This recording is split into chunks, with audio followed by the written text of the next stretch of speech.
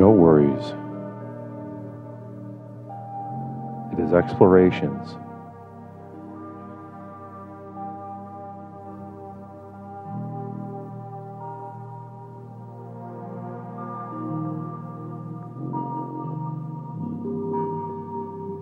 No, they cannot.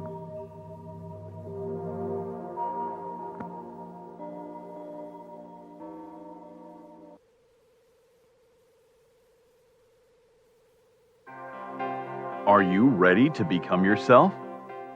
For years, dozens of people from all walks of life have turned to this one man, Leslie Tanner, desperate for the tools to reshape their life in our raised, godless world. Utilizing a unique blend of good-natured humor and brass tacks education, his innovative approach has helped innumerable people reach new levels of consciousness and personal power. Leslie Tanner, a controversial but selfless and massively influential figure, defies categorization.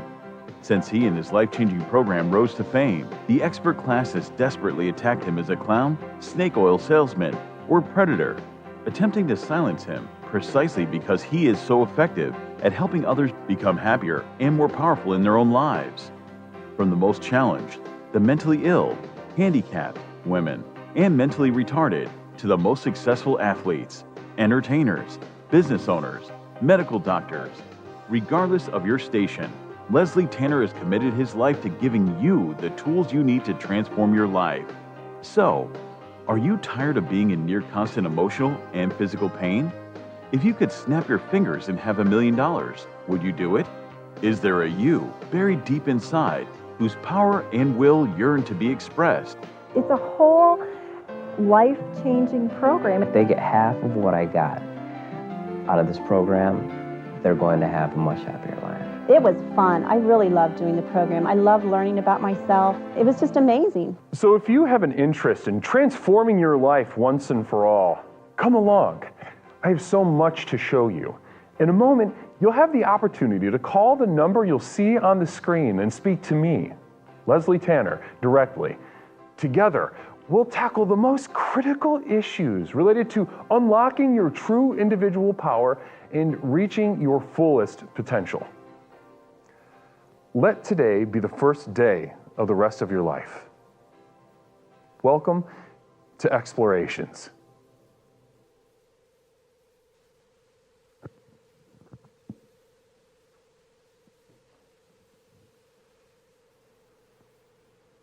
Namaste, my explorers. It is me, Leslie Tanner, host of Explorations with Leslie Tanner, coming at you with a very brand new, extremely exciting edition of Explorations with Leslie Tanner, hosted by me, the creator, founder of Explorations with Leslie Tanner, Leslie Tanner. Tonight, we discuss nature. Where's the line between nature and not nature? Can we draw the line?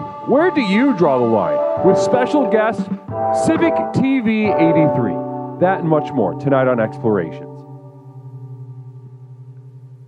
Namaste, my explorers. Good evening to all of you. Namaste. My name is Leslie Tanner, host of Explorations with Leslie Tanner, the program with which we explore the universe, both inside and out, to unlock and unleash the power within, the potential that you've known you possess all along, but have been afraid of.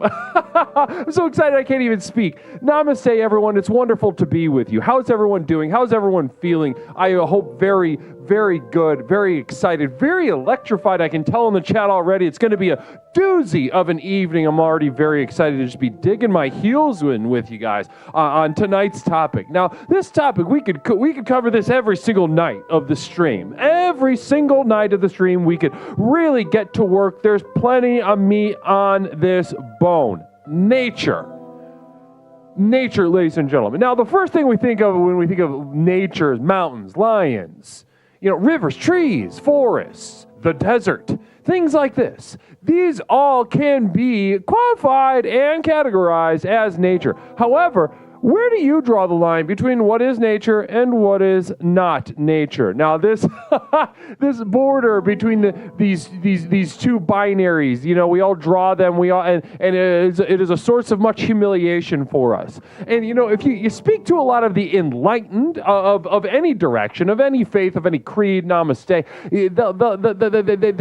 their idea of enlightenment involves transcending having drawn the binary between nature, not nature, 1, 0, self, other, heterosexual, homosexual. There's not that much of a difference. Have you ever get into the gray area is what I'm saying. We all know, I'm sure we've all got that bar or neighborhood in our town where we know we can go and have a really fun time with the local homosexuals. And of course I do, and I love it. I love the time that I spend at Slam, at Hydrate, at Wieners or whatever it is. I forgot, it's that one closed in my town. But either way, extremely fun, always have a great time. However, and we can go to the other side of town where we know there's gonna be so many straights. It's so straight, you know, you could fucking, you could strike a match through the palpability,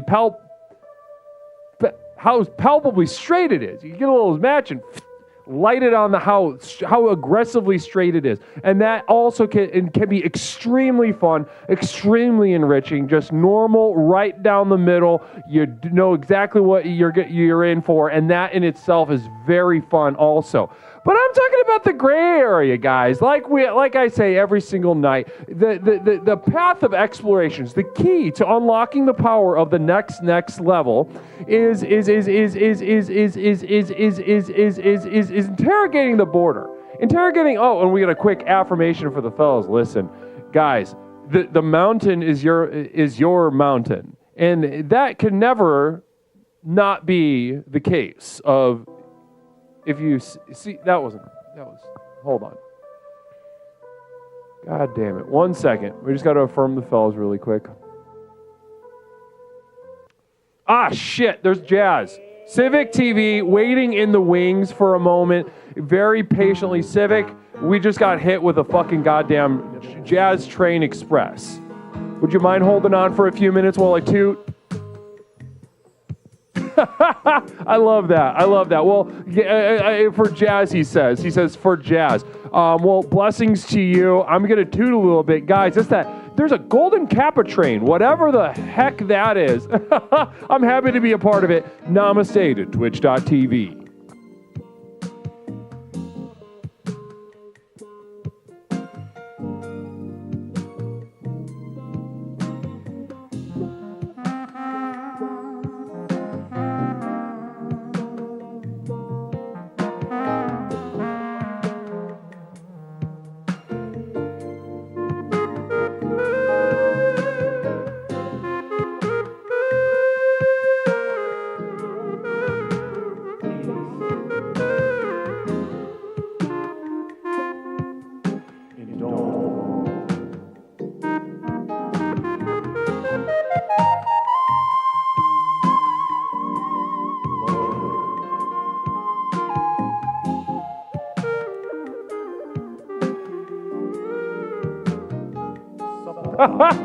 Civic TV gifting subs. Civic TV going absolutely crazy. Now, Soda Monster coming in with a choo-choo. Holy moly, there's so much going on. Civic TV gifting 5 subs. Can you believe that?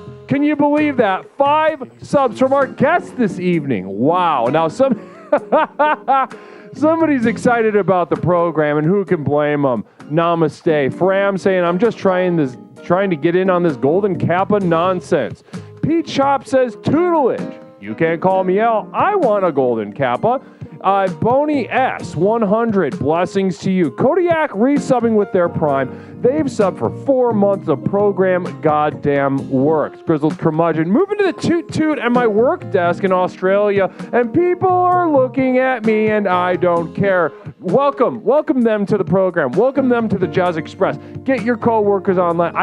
I would absolutely love to do a sort of corporate event with you and your coworkers. Get them all in a room. I can speak to many topics, both personal, professional, workplace, regardless of the industry, regardless of the field. There's something absolutely universal about the program here, and I'd love to speak to your coworkers. Sociopathogen, toot your own horn, why don't you? Pimperknuckle, the program works.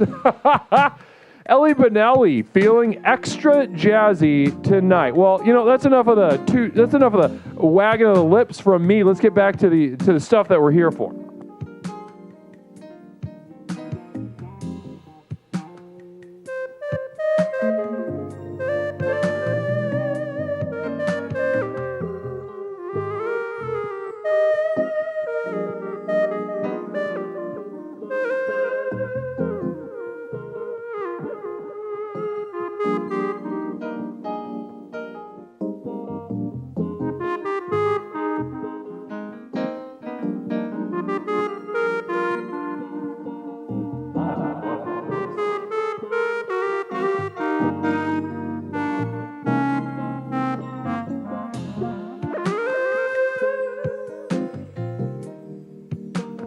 Girl, namaste. Not Mish coming in with 12.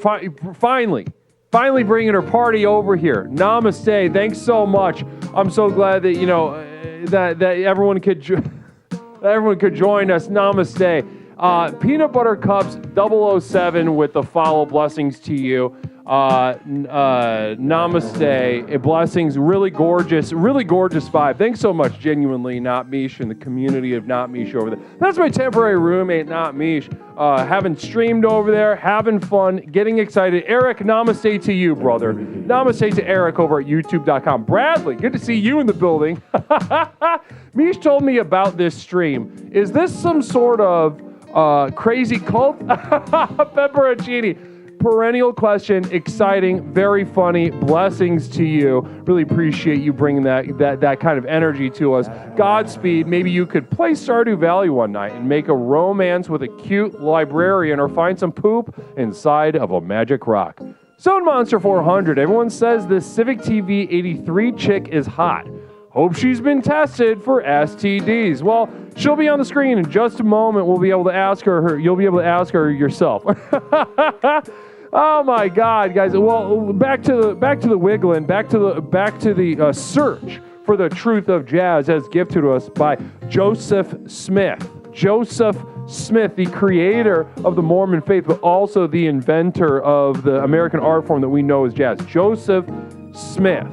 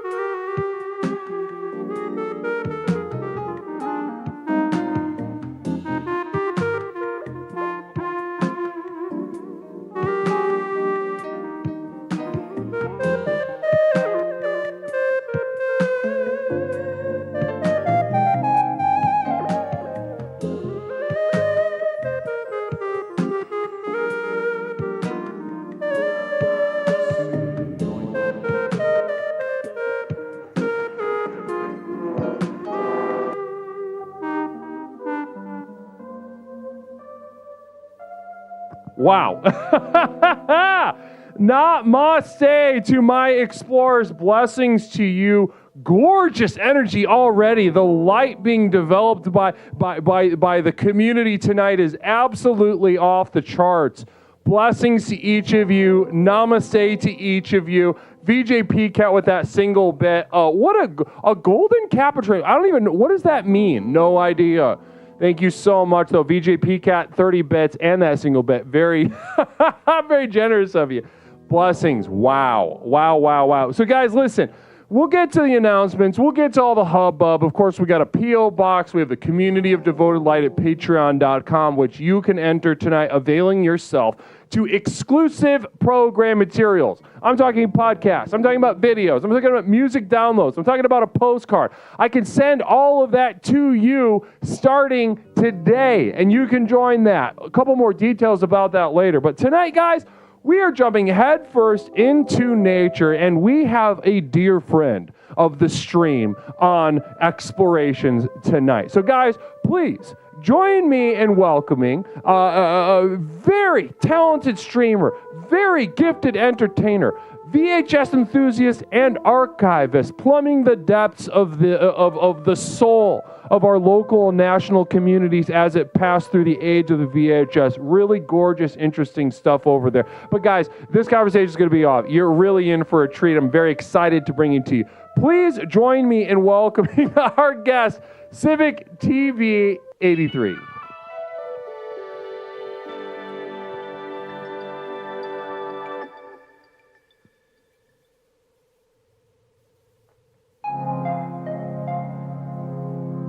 Namaste. Namaste, brother Civic.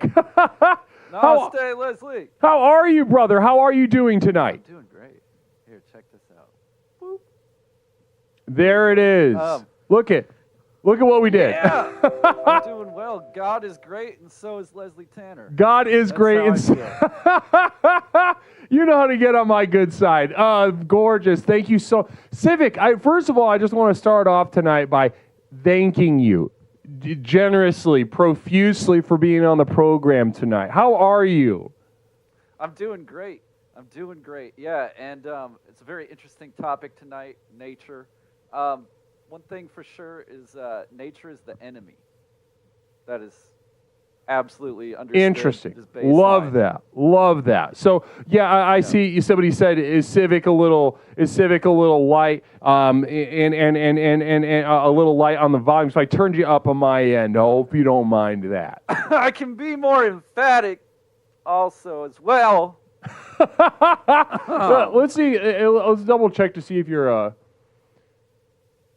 Oh, you're also turned down. There we go. Look at that. Look at Had that. to slut it up on Discord a little bit too. It works. The program works. It does. I wish Discord worked as much as the program, though, to be honest with you sometimes. Yes.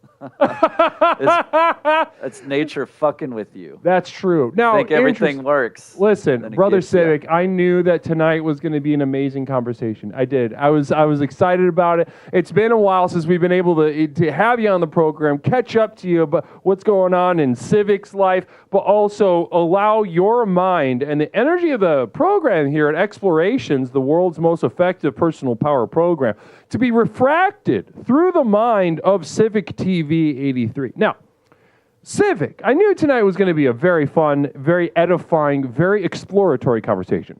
But even I underestimated, how quickly and willing you would be to plumb the depths, of our theme tonight, nature. Now, I sink low. You That's sink for low. Sure. You do. You got that spelunking gear on, don't you? That's right. We're strapped and ready to roll. You ever see that movie, The Descent, with all the women? I live that movie every day. That's just, yeah. The Descent, everybody. Descent. I know. What a fun movie that is, right? A bunch of you guys. I'll recap it according to my memory, just in case. It's been about 20 years since I've seen it. But from the top of my memory, The Descent, 2006, brings us to within a group of gal pals going, and they are going on a spelunking little cave exploration trip, and from there, all manner of horrors transpire. Leaving, many of them dead, testing their relationships. A lot could be said. Fantastic film. You remember the film, right? It is about girl power and how that falls apart in the face of subterranean monsters. How about that, huh? How about yeah. it falls, girl power, not quite as powerful as nature. That's what I took from it. Not quite Another as... example of nature being the enemy. This is true. Absolutely accurate. Interesting. And so what I'm hearing from you already, Civic, and let's get to it, guys. So we're talking about nature. We're going to be talking about nature in a lot of different ways tonight, and through all the calls that we'll be taking later on in the program. But first, let's deal with this idea. Now, Civic, are you saying that how we relate to femininity, to the power, the divinity of femininity as we experience it, as we understand it, both men, women, and anything in between. Are you saying that we should think of it in terms of opposite of nature? Well, let's see. Half the country right now is on fire. Correct. The other half is frozen. Check. The other half has drones all over it. Yep. I feel like nature's a dick, and everyone should just stay inside, never leave the house, stay plugged in, get on twitch.tv. Unless your house is on fire, then maybe go outside. But, Get out of there. Yeah. Yeah, if your house is on fire, don't hang out. That's that's long been an edict of both, you know, the program, but also of just me and my personal life. And I've always said that if your house is on fire, you should not be in your house, personally. Some people disagree with that. I've worked with a lot of clients, a lot of patients referred to me by the court system as a legally licensed therapist, which I am. I've had a lot of patients and clients referred to me, you know, and they'll say, I'll say, listen, you should have gotten out of your house. I'm talking to them at the hospital. They're covered in third-degree burns.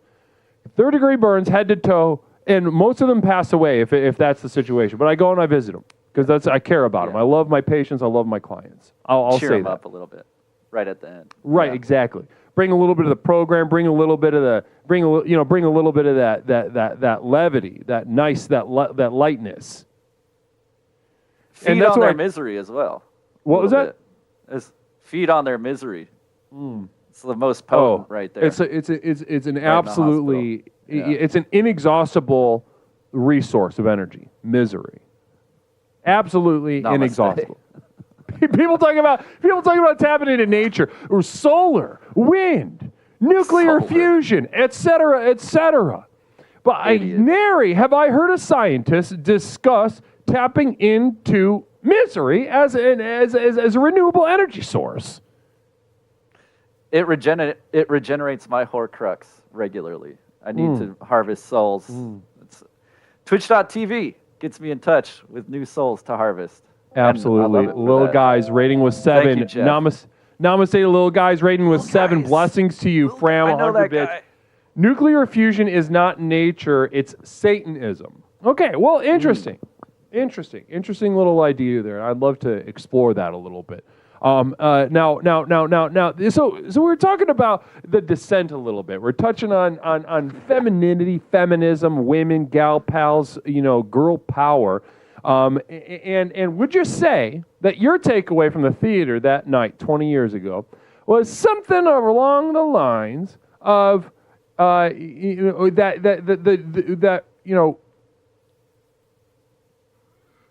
women are doomed? For sure. Yeah. Okay. Yeah. So basically, let's discuss that a second. Women are doomed. The only hope for women is, one, get in the program, Explorations with Leslie Tanner. 2, couldn't agree with you more. Right? Get yourself a good man. Learn how to strip for your man. On VHS. On VHS. How to strip for your man. You know? That's, the men will save you. Because obviously women aren't saving each other. Let's be real. No, that's true. That's absolutely true. Wow. And I work, I actually lead a women's group at the Y. And we cover that topic at least once a month. At least once a month. Camaraderie. Yeah. There's just something so to circle back. Well, because I want to Travcam, guess, can you give us maybe 2 more bad things about women? Well, they don't do enough guy stuff. That's one thing. They could do a lot more guy stuff, a lot of the women. Sure. And I mean, another bad thing, they don't know how to drive, right? That's not controversial at all. Now, You know? now somebody might be listening right now thinking, what is this show? What are we doing? Are we really talking about this? Yes. Very bravely, we are discussing this. And those of you that are newly initiated, maybe there's somebody that's just popping into the stream, looks interesting, looks fun, but you're not having fun now that we're getting into these truths. Now, what I would like to just point out to you is that these things that are bad, this idea that women are doomed, is us exploring the very nature of your being. Namaste. And this nature of your being, this condition of your being presents itself as the path to the next level that we speak about so frequently here at Explorations with Leslie Tanner, which is the most effective personal power program in the country. Now, if you're wondering what this is all about, how we get on these these craggy little dirt country roads to the next level, well, stay tuned. All right, you're about to see how it works. Well, Civic, as much as I would love to just keep discussing the negative aspects of women in general and the condition of femininity in general, as it moves through us all on some level, but especially women, I would love to just kind of get a little into, because it's been a while since we've had the pleasure of having you on the program, Civic. I'd love to kind of just talk to you a little bit. What's going on in Civic's life? Civic, you mentioned before the stream, you're getting back on the horse after the holidays, getting back up to streaming. How were your holidays? How were your holidays this past year? It was great. Honestly, a little bit of a roller coaster. Like stared death in the face a couple times there. Wow, death. Talk to us about that. Dying relatives. Dying relatives, staring at death in the face. Fun. It's fun. Via dying relatives. Something about the holidays just brings it out of the family, right? The death, dismemberment, and destruction. But, the best part of my holiday truly was the December holiday special on Civic TV 83 on Absolutely. Twitch.tv. Yep. The December holiday special was amazing, truly heartwarming, and I mean that. We joke, we guffaw. We love to kid. We love to kid around. Yeah, we kid. But truly, I was working on this Christmas special that I put on my channel, and working with your submission. 50-plus streamers got involved. We had pre-recorded bits for it. We had 12 guests come on that day. We co-streamed with another channel on Christmas. And just working with everyone and their absolute bare-bones cynicism about the holiday was truly heartwarming to see us all come together. I would have to say the same thing, Civic. So, actually, before I get into anything else, I want to which streamers were you able to get? I knew of a couple, but can you give us a list off the top of your head from what you remember? Who were some of the streamers that made it onto your Christmas special? Truly too many to name, but live on that day, we had P-Chops. I saw P-Chops earlier. P-Chops. Is P-Chops? Yeah, P-Chops in the chat right now? Yeah. As I like to call him, the ghost of Christmas present. We had, what do we have? Crack Mother. We had Nick Caesar, Kid Pachoclo, Low Fly Birdie was there. Yes. New Future Fantasy, Coincidence Machine, Queen Goldie, Away Stork Away. Open Set was there. And we co-streamed with Mama Joe Vrama Joe. And there's so many others that submitted pre-recorded videos for it. Couldn't even name them all. Right. Too many, but you did. I did. I ran a little long on that, huh? It was girthy. It was lengthy and girthy. It was girthy, dense, but I meant every second of it. If those of you that didn't catch it, I submitted a little bit of a Christmas message, and I tried to infuse it with as much energy, spiritual and otherwise, as I possibly could. But you know how I get to go, and I have so much to give, and sometimes that it really spills out over the containers in which I am, relegated to. I was drenched. Now, Civic, we did a Christmas thing over here last month too. We had some fun. We did a little Christmas a little Christmas little concert thingy, and then after that we had a Discord Christmas party. And that's fun. I would have to say I agree with you. I would say my favorite part of the holidays was all the Twitch stuff and Twitch adjacent stuff that we did. Absolutely. Yeah, lots of fun. Lots of fun. Now, those of you that maybe aren't exactly sure what we're like, what is this? You doing Christmas on the internet? Well, stay tuned for next holidays because you're gonna have way more fun with us than with your family. Now, talk to us.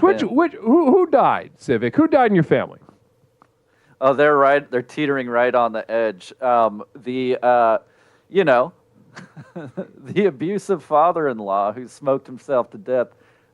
Oxygen tank, still smoking. You know what I'm saying? And he somehow outlived David Lynch, which I'll never understand. You know? Wow. So we got a piece of shit on, just like trying best to defy the nature of what's happening to him, and it's not working. It's wild. It's wild to see. I'll bet an emotional roller coaster as well, huh? Yeah. It's fun, You need that reminder in your life sometimes. Oh, yeah. If you don't, stay close to your family, you won't be there when they die, and you can't feed on their misery, Going back. Say that one more time, Civic. I want to make sure everyone hears that. If you don't stay close to your family, you won't be near them when they die, and you won't be able to feed on their misery. Something to that effect. No, that was it. That was perfect. I loved that. Now, it kind of gets us back into this, this energy source of misery. Misery as an energy source. Now, a lot of people, you go in any direction on this here internet that we find ourselves right now. Yeah. You go in any direction on this internet, and you'll find eventually, within the main, the main street of the algorithm, you'll find any manner of people bringing up motivational tips, be that, financial, it could be professional, it could be, depending on what field, it could be sexual, do this and this in the bedroom, or wear this and this outfit, or it could be physical fitness, maybe, do these kinds of push-ups, do these kinds of push-ups. One thing that all of these things, I think, end up working against us, though, Civic. Well, first of all, have you seen these things? You know what I'm talking about? Have you seen these things around online? Yep. Pathetic people with no lives getting on the internet telling you how to live yours. You out there. Exactly. And it never occurs to them the dynamic that's happening in real time.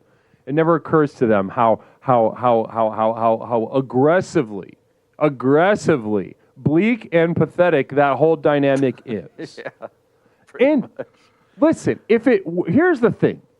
As a therapist, on some point, Civic TV, I'm a pragmatist. I can get up here and I can complain about such and such social thing. Hell yes. I could complain about such and such, therapeutic modality. But at the end of the day, if something works, it works.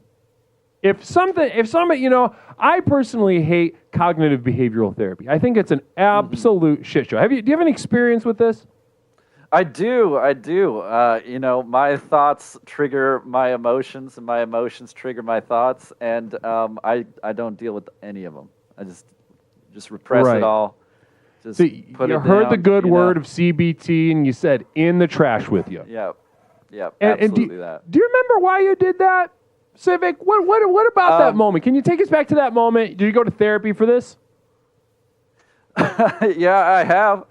I've done anything you can imagine. We go to the psychologist, the psychiatrist, the spiritualist, the group therapies, the single person therapies, and then you realize, fuck it, I'm just not going to leave the house ever again.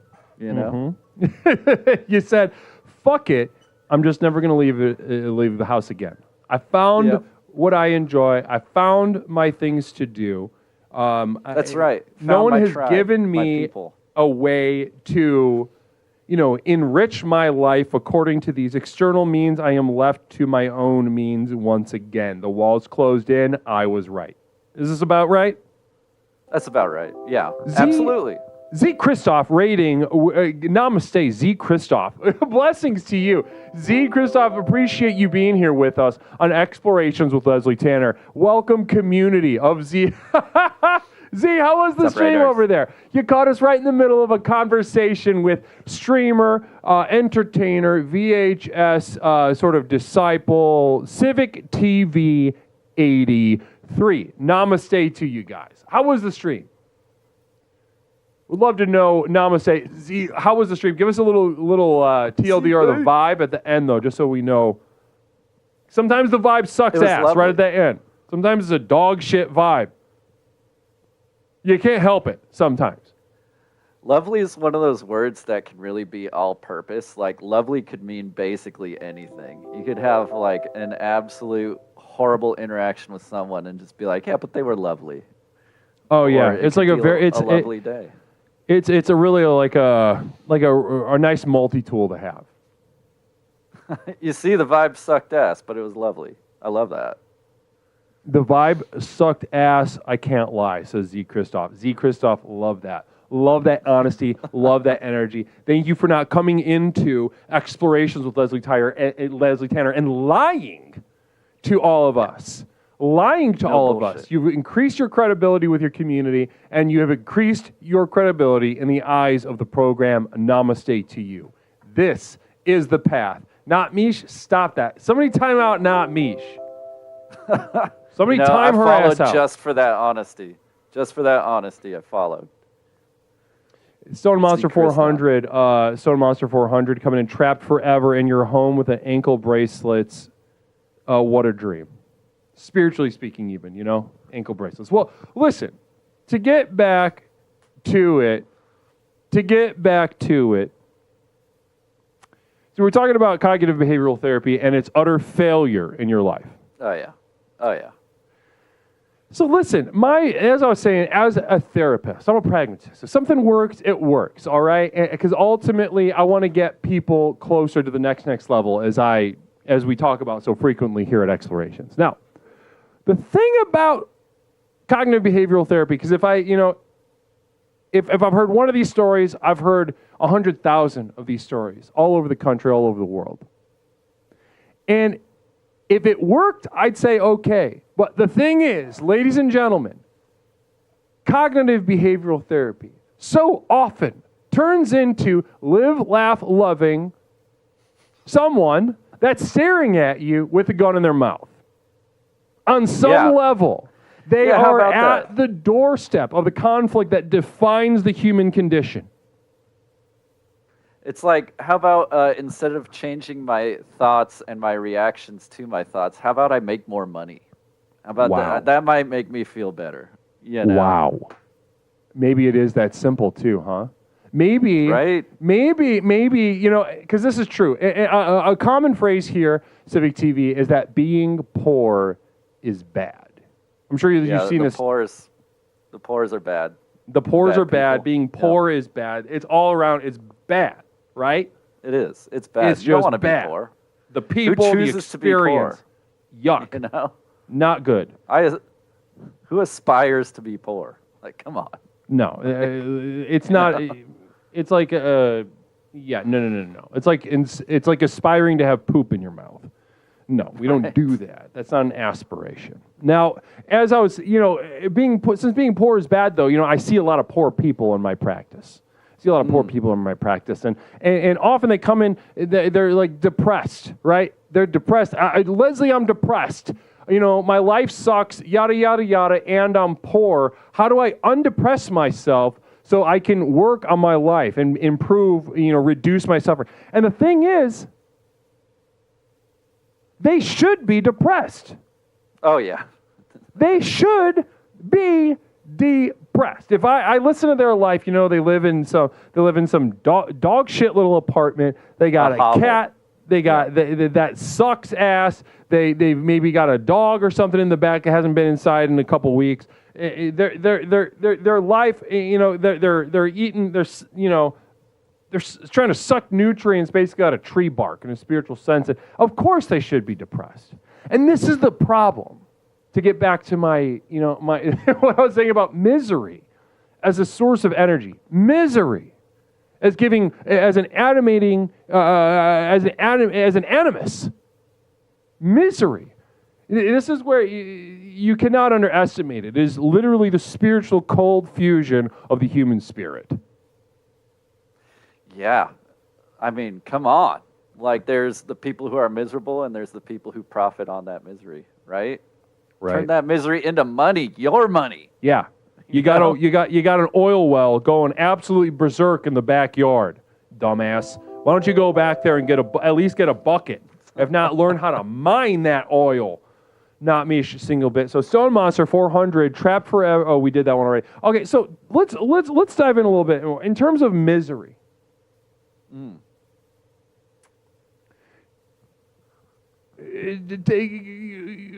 As much as you feel comfortable, take us into some of the nuanced little notes, the little tannins of watching someone like your father-in-law die slowly.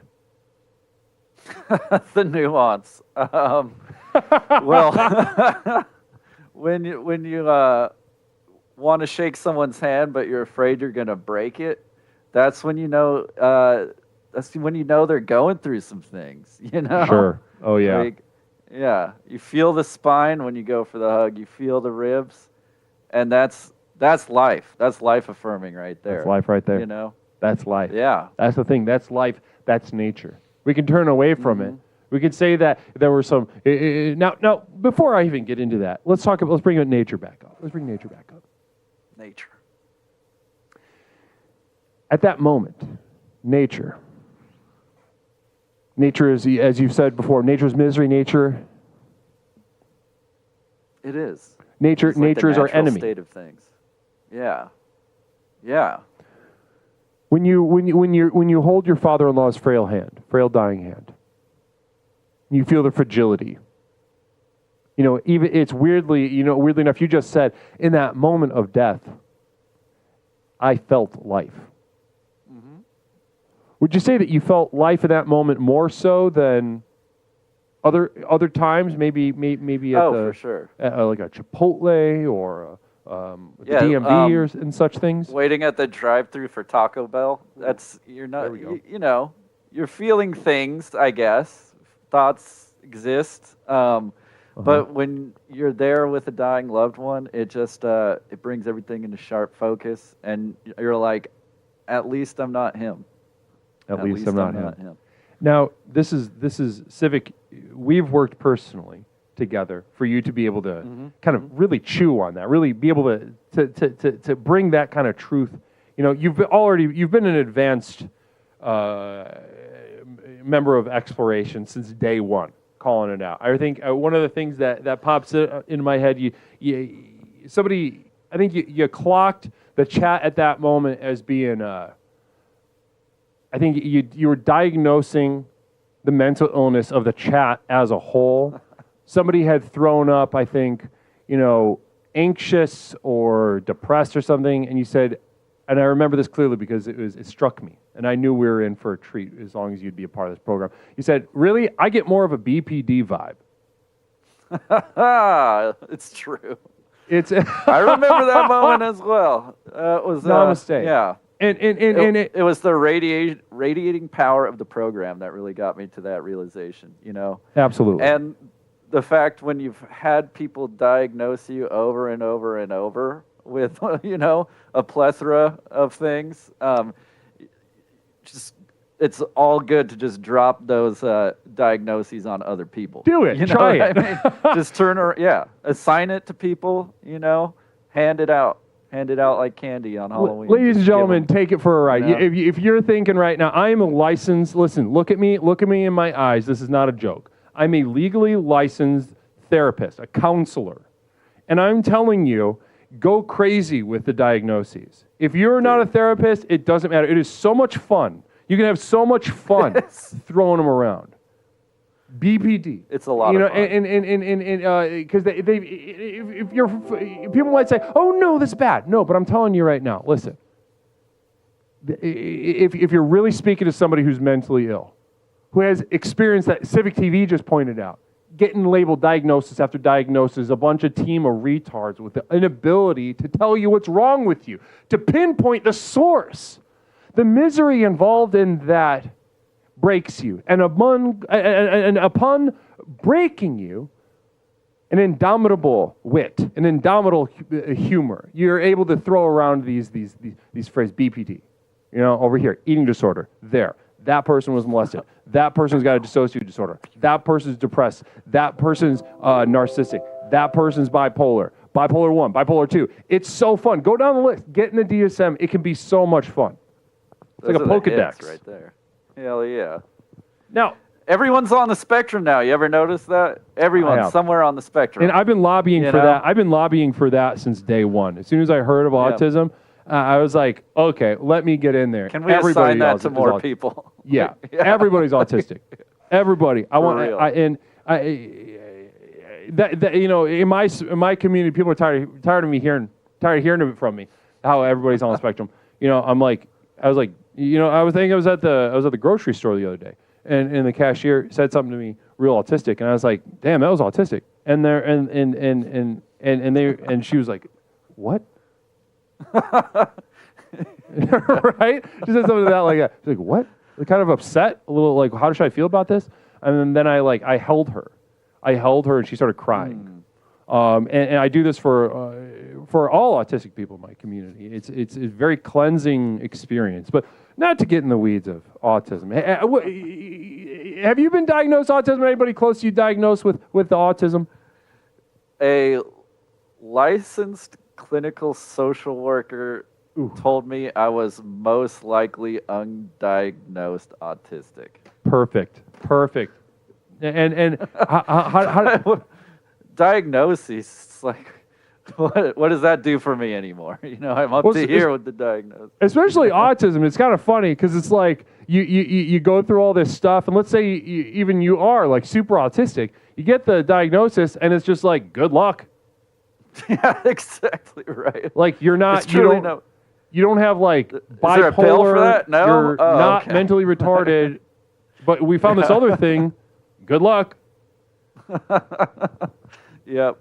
And then you get into the VHS, and it all makes sense. Right. You just channel it into something. I love that. And left to, away from the social workers, away from the therapists, throwing down on VHS, exploring that, and Lord knows you do a terrific job of that, and I've always said, autism is a superpower in a lot of ways.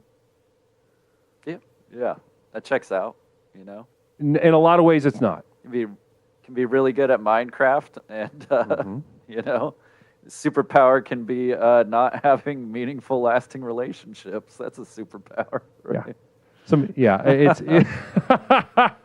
It's mostly not. It's mostly not a superpower, but it does give you a little bit of leg up in some areas.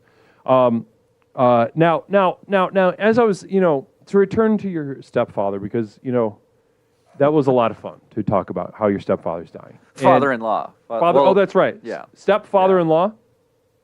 That's true. I mean, father, step-in-law, stepfather. Yeah, stepfather-in-law. That's the one. Step-law, father, step-law and father. Yeah. Now, this you said something right at the end that I want to make sure that we spend some time. Just actually, and to do that, I'm gonna hit a button. I'm gonna see if it works. You ready? Let's do it. Let's go for that ride. There we go. There we go. Now, tonight our interview theme is nature. And here we are, beautiful landscape, mountains in the background. This is, along the lines of what many people think of first when they think of nature. They think of, beautiful little camping sites and whatnot. However, as we were discussing with your stepfather-in-law, down for the count, withering away, emotional roller coaster for you and your loved ones. The thing that stuck to me most about what you said is, thank God I'm not him. Yeah. Speak on that. That would suck. Speak That on would that. really suck, you Right. know? Right. Why would that suck, though? Why would that suck? And for those that really aren't getting the picture in the chat, spell it out for us. Why would that suck, as you said? I would be living with no one, rather than living with at least 1.5 people that I live with now. You know, I would be old as shit. That would suck. Don't want to do that. You know, and being old as shit, I wouldn't have like, you know, like when you're old, you should have like the cool old guy shit to go with it. He doesn't have any of that, you know? Like you should have like weird cars accumulated in the backyard that some of them work, some of them don't, but you keep them around just in case, you know? Like you should have like, you know, out-of-date electronics that are kind of broken, but like they're nifty and they look cool, so you keep them on the shelf in the room that you don't really go into. You know, you'd have a boat. You got to have a boat if you're a certain age. You don't ever have to go out on it. One moment, this thing got triggered. Grandpa Liquor resubbing for 4 months. Poor timing. Dr. Tanner has freed me from my mental prison. I'm ready and willing to let the program come inside of me. Namaste. Come on in. Thanks so much, Grandpa Dude. Liquor. Perfect timing. You're going to let it really. come on you? No. Everything's moving around. Let's get there. There we go. Okay. There we go. Back to it. Yeah. And so it's just like, I'd rather be, you know, going through a midlife crisis than an end-of-life crisis, I guess is a good way to summarize that.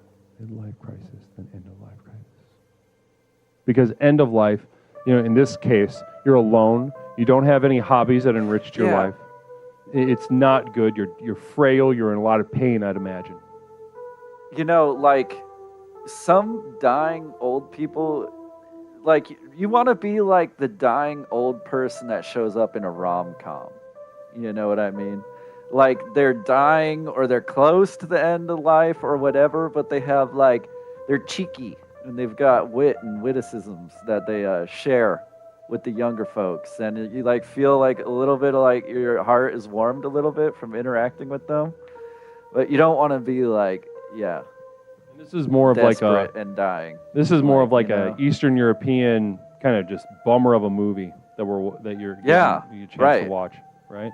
Yeah. Absolutely. Just kind of a frail thing that's really, you know, it's life affirming in that it's so depressing. There you go. Yep.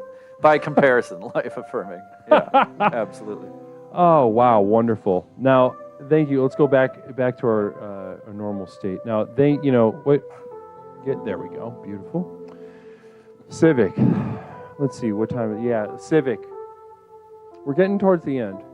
Towards the end of our conversation tonight. First of all, I want to thank you for being here. It's not quite the end yet, but I want to thank you so much for being so generous with your time tonight. Absolutely. Thank you for having me on, Leslie. Absolutely. It's been an glad to be absolute here. treat. And I know I'm not alone in that sentiment. I know that there's many people in the chat right now that are echoing the very thing I'm sharing with you right now.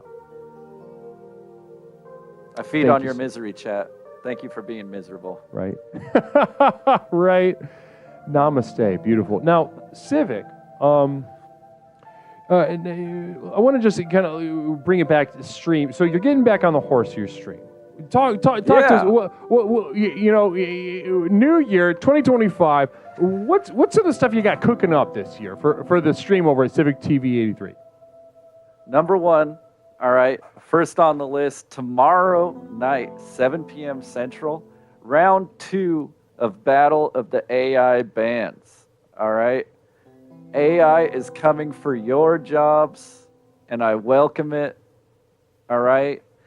Embrace that. I'm going to be a collaborator. I'm going to be one of the sympathetic humans when the AI takes over. So, round 2 of Battle of the AI Bands tomorrow, 7 p.m. Central. You're going to be like, I hate these. The AI is going to show up, and you're going to be like, I hate these fat idiots. Do These whatever. Fucking idiots. Dude. Yeah. Sad sacks of shit, dude. Love that. So, so what exactly goes on during this AI battle of the band situation? What can a viewer expect if they tune in? Like I said, it's round 2, so we've been going through a double elimination bracket. AI generated bands, not just songs, all right? AI generated bands that are based off of names from the community. So we had 16 people, is that right? 16 people submit their best fake band names. And just Beautiful. Went crazy from there. And so we're on round 2. We've got people in the winners bracket, people in the losers bracket. We're going for the top first, second, and third place AI bands of the world. Love that. Do you remember any of the names off the top of your head? Who's still hanging in there in the tourney? Mama Fart and the Banjo Consortium. Yeah, that sucks. However you say it. Yeah, it's a terrible name. Let's see, who else is in there? Dank Jankum, still holding on. Baby Body Bag, that's a favorite. And, the one that I'm really looking forward to down there at the bottom of the bracket, John Lennon being beaten to death by Paul McCartney. That's, John Lennon being beaten to death by Paul McCartney is the name. People don't really get it sometimes when you ask them, to, contribute to a community, vision, Right. You're doing something with the community or, submit a band name. Someone says that, well, I take the challenge and I run with it. It's high concept. I think no, that's a strong one. I think that's that's a very kind of that sentence stuff, that sort of absurd stuff. It's like a fun little, a little postmodern departure.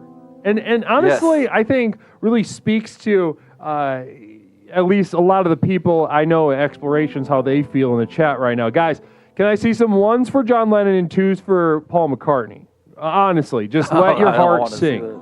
1s for Lennon, 2s for McCartney. Crispy Noggin, welcome. 2 for McCartney. Wow, okay, we got right 2. away. Whew, wow. Yeah, wow. We got twos. Actually, more people. Right, you like John Lennon better? Wow. Actually, I am. Keep it going, everybody. I need to know.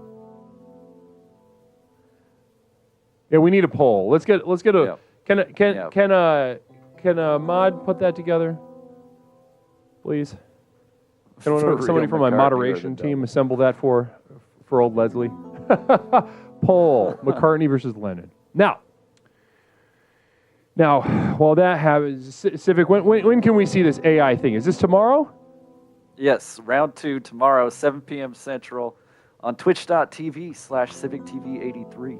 Guys, the link is in. It's in the stream title to his channel. Go down there, click it, click that damn thing, follow, and tomorrow brace yourself for the second round. Are we going to see the end of it, or is there going to be continuation after tomorrow, or is tomorrow? There'll be another stream later on down the line. Okay. I don't generate the AI in real time as of yet. It takes a little bit of work. Yeah. Right. I like high effort streams, and we're bringing back even more high effort streams at the start of February. Doing Civic TV Coast to Coast Fridays in February. We took a little hiatus just for the month of January. And right. So we're coming back hard. Yeah. You go hard. It's hard to go. That's a hard balance to find with streaming. The planning and the work beforehand. Because if you're not prepared for your life to be drained out of your ass by this platform, then it'll really get you. Really get you. You already got to deal with the monsters in the chat, and then you have to deal with these monsters in person talking on Discord. Right. Jesus Christ. Yeah, exactly. And call-ins.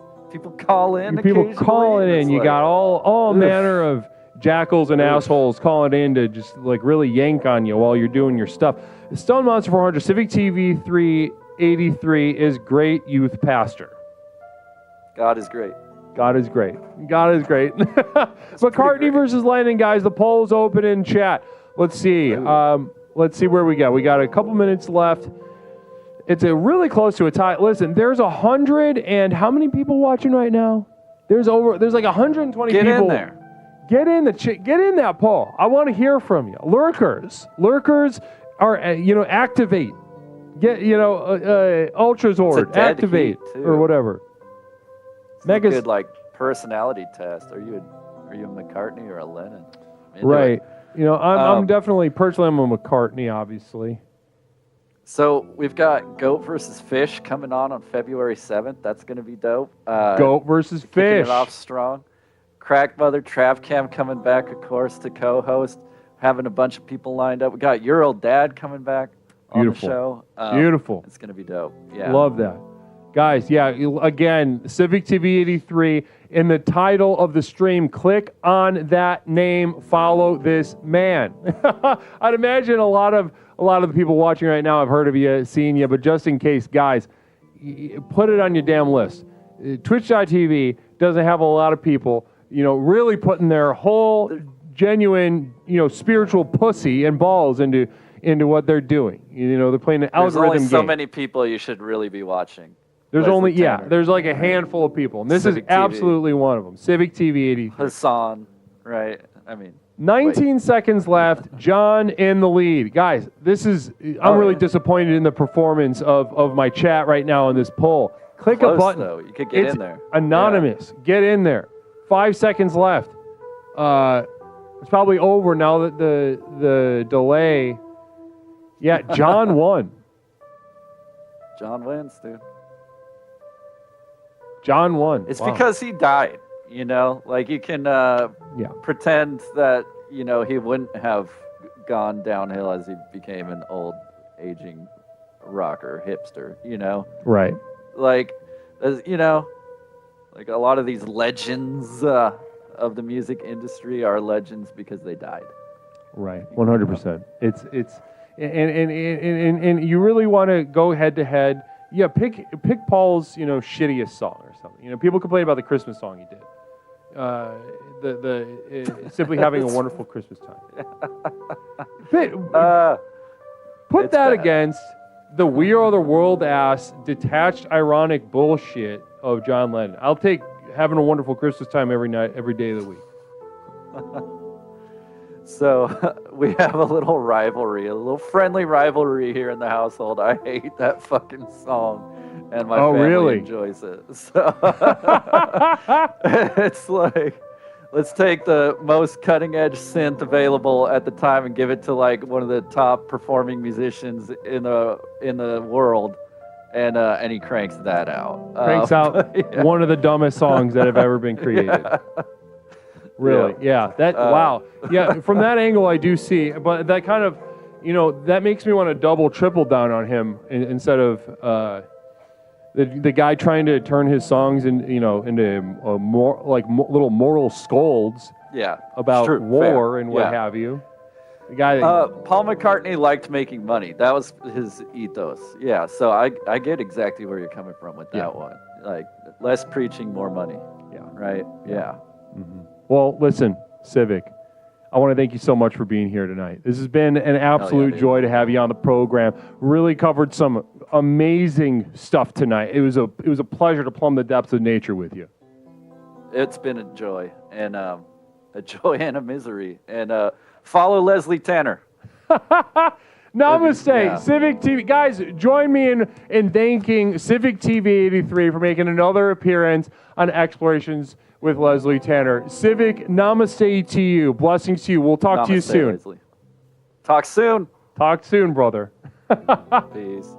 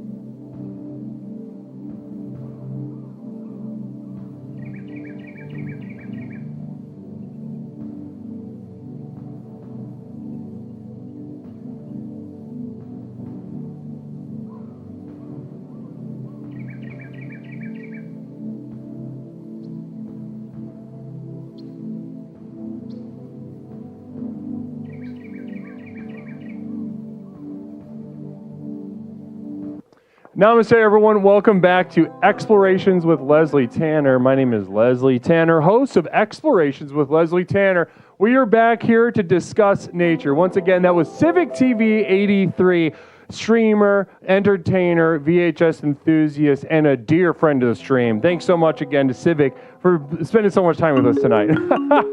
Our line is open. We have a first caller. Blessings to you. Discussing nature on Explorations. Caller, welcome to Explorations with Leslie Tanner. My name is Leslie. What is something I can call you tonight? It doesn't matter. That whole thing grosses me out. Friends are gross. What are you talking about? Being friends with somebody is just gross. Do you have any friends? Like, what are you going to get married? I have friends. Are you going to get married to them? No. Thanks for calling in. 708-240-8953. 708-240-8953. Tonight we're discussing nature. Nature on Explorations with Leslie Tanner. As I was saying at the top of the program, where's the line between nature and not nature? Caller, welcome to Explorations with Leslie Tanner. My name is Leslie. What is something I can call you tonight? My real therapist is my friend, and I love willow trees. Beautiful. So, caller, what's something we can call you tonight? Can't you just call me something? Yeah, can I call you? Just call me. What? Can I call you goofball? Sure. That's Ms. Goofball. Miss Goofball. We're talking to a lady goofball. Breasts and vagina and all, huh? Ew. Ew. That's what I say too. That's what I say too. There's nothing more hideous than nature itself. So let's speak on that. Now, you like willow trees. What do you... Oh, fantastic. Need to go back. Explorer, obsessed with tweezing, weird penis. Dropping bands at the Lowe's this weekend. Dropping bands at the Lowe's this weekend. Thanks so much for sharing that with us tonight. Need to go back. Blessings to you. Resubbing for the 17th month. I'm clapping. Wow. Now listen, Miss Goofball with the breasts and vagina. Talk to me about nature. You like the willow tree. What do you like about it? The way it hangs, it's gorgeous. You can hide under there. You hide. Have you hidden under a willow tree before? Yes. What were you hiding from? You know what, Leslie? No, I don't. Tell me. No. Well, Miss Goofball, tell me what you were hiding under the willow tree for. There was a man. A man. So we got a man chasing you on the hunt. And was this playful or was this scary? Scary. Scary guy. So men being naturally stronger than women, I'd imagine this puts you in a position of vulnerability. Rude. Yes. So you were there was on the hunt. A man much stronger than you chased you under a willow tree. Talk to me about that. Well, do you really want to do this, dude? You brought it up. Oh, I just said I like willow trees. Then you said all that stuff. I asked you like basic questions, and you started talking about whatever nightmare trauma you were about to bring up. He touched my privates. Beautiful.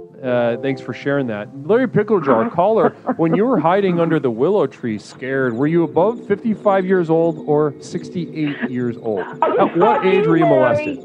No, fine. Excuse me. I am a spring chicken, I'd like to say. And I was a child at the time. Spring chicken, child molestation. So listen, as edifying and spiritually, clarifying. I'm getting another call. You're getting another call? Yeah. Well, listen. So willow tree. You said that one thing that you liked about the willow tree is that you can hide, but it turns out you can't. Yeah, gotcha. Naked Comedy Explorer, a bus driver. Namaste, Naked Comedy. Namaste, Guru and Jen. Naked Comedy is saying a No, namaste it's not to you. me. I hate when they say that. What? It's not me. It's not you. It's Miss Goofball. Phil Z74 with 100 bits and a communal vision. Can't wait to get into this perspective. Thanks so much, Phil. By spring chicken, do you mean being over 60 or having doll hair? Okay. I'm not over 60, and yes, I do have doll hair, which is weird. But rude. I'd like to say that was a rude perspective. Rude. Phil Z74 with another perspective. Shit. Oh, that was the first one was Larry. This next one is Phil. Hey, Jenny, is willow tree a secret word you use to describe a trash dumpster?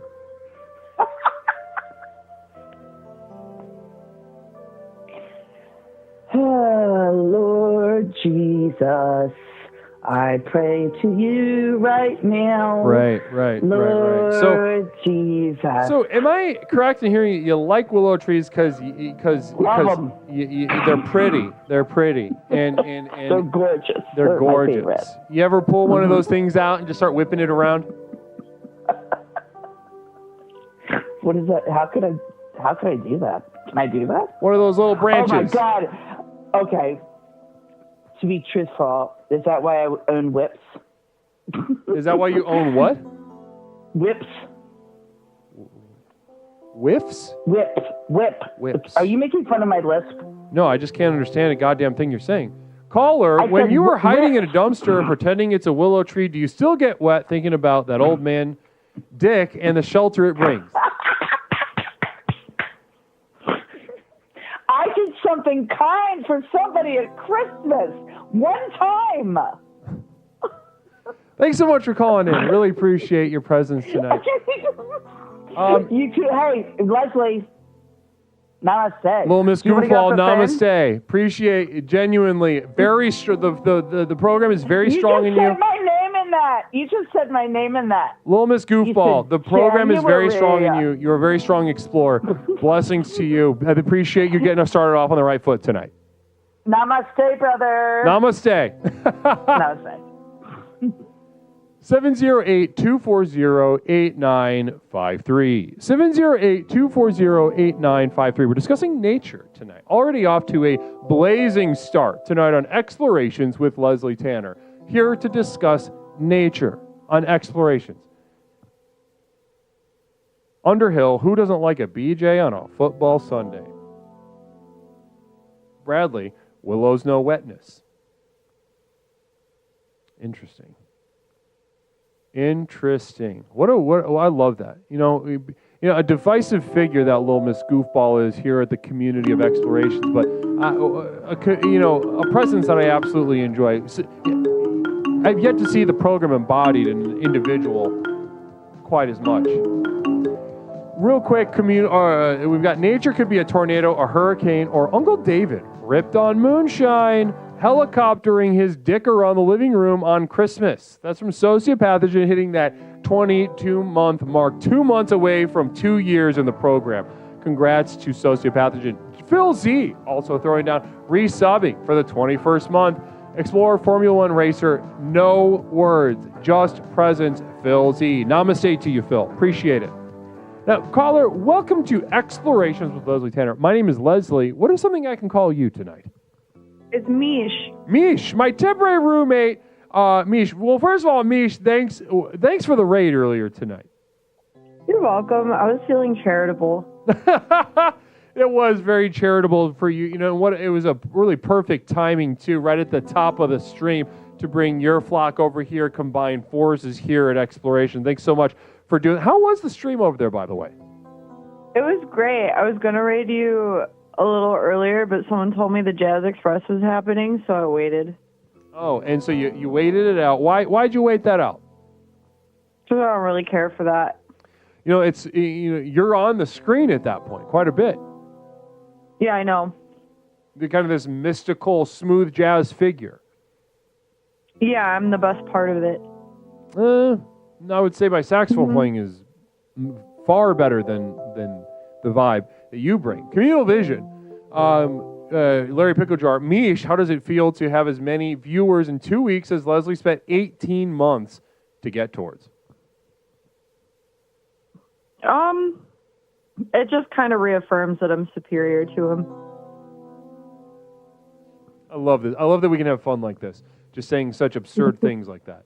That's really it's really fun, right? That's really fun. I'm having a lot of fun. I really appreciate that kind of wit here is always a lot of fun. Now, yeah, I'm just being witty and silly, huh? That's that kind of silly little nonsense to just kind of just throw at the wall. Devil may care, you know. Now, Mish. So you're streaming over there. The stream was good. I heard you're playing Stardew Valley. Yeah, it was really fun. You know, a very cute game, I gotta say, because I checked into your stream a little bit. I was having a lot of fun. So cute. I never played it before. Larry Picklejar, it's not silly. It's 100% truthful. Thank you, Larry. Larry Picklejar, again, having a lot of fun, saying things that are absolutely nonsense, and I appreciate that. That kind of wit is always welcome here, like I said. So as I was saying, Duncan did it with 100 bits and a communal vision. Can't wait to get into this perspective. Thanks so much, Duncan. Appreciate it. Mish, who are you making time with in Stardew Valley? Who do you avoid? I just started playing. So far, I love Haley. She's such a bitch. I want her to be my wife. Really not a fan of the doctor guy. I accidentally gave him a present, and he asked if it was healthy. It was really ungrateful and rude. And Hypocriptomatic, Mish, remember that time you had a nice room earlier that didn't have a ceiling fall in? Yeah. Yeah. We're having a lot of fun doing that. Okay, so anyway, back to Stardew Valley. Now, one thing that we're discussing tonight, Mish, is nature. That's the theme tonight of the exploration stream, the explorations being the most personal power program. And so here we are, doggedly pursuing the power of the next level that we, speak about so frequently here at Explorations. And our way up the mountain or down to, into the valley, as it, depending on how you see it, is nature. Now, Stardew Valley deals with nature, does it not? It does. And I live in a forest. So for those that are uninitiated with Stardew Valley, what kind of stuff you getting up to as they relate to nature? Well, I got to clear stuff to farm, so I was using a little pickaxe to break up rocks and an axe to break up trees and wood, and removing long grass so I can plant stuff. Ooh, that sounds fun. So we're kind of just doing agriculture, we're beautifying things, we're getting to use our hands, tools, and do you enjoy this? Yeah, just putting our hands in the dirt and finding worms. Yeah. Now, do you enjoy this? I love finding worms. Oh, Restream.io going absolutely fucking crazy. That's good, right? Yeah, thanks so much, Restream. Blessings to you. Now, as I was saying, so nature, right? And you enjoy this part, fun. Now, talk to me about the flip side of nature, the unnatural. Mish, what do you consider to be unnatural within Stardew Valley? They have it's kind of like a Amazon Walmart corporation that has like a store, and everyone that works in the store looks so sad. Talk to me about that. So they're sad at the store, and you have to go to the store. You don't have to, I don't think. Talk to me about what's a more natural spin that you would, if you, let's say they put you in the driver's seat, right? You're the creative director. You're the one running the show. And you're going to make a more natural version of a store, right? We hate the store, unnatural, shitty. Ugh. What are you going to do that's better? No tiles on the floor, just dirt. No. Just like compacted dirt. Compacted dirt. Are you running around barefoot? Oh, yeah. And there's seeds, and you're doing all the same stuff. In the store? I don't know, because is there a store? I thought we were thinking about a store, like a more natural store. Well, I mean, we can do any manner of things. Is this store? Do we want a store? Do we want stores? One's in the chat for stores. Yeah, why not have a store? One's in the chat for stores. I think a store is good. Let's see some ones in the chat for stores.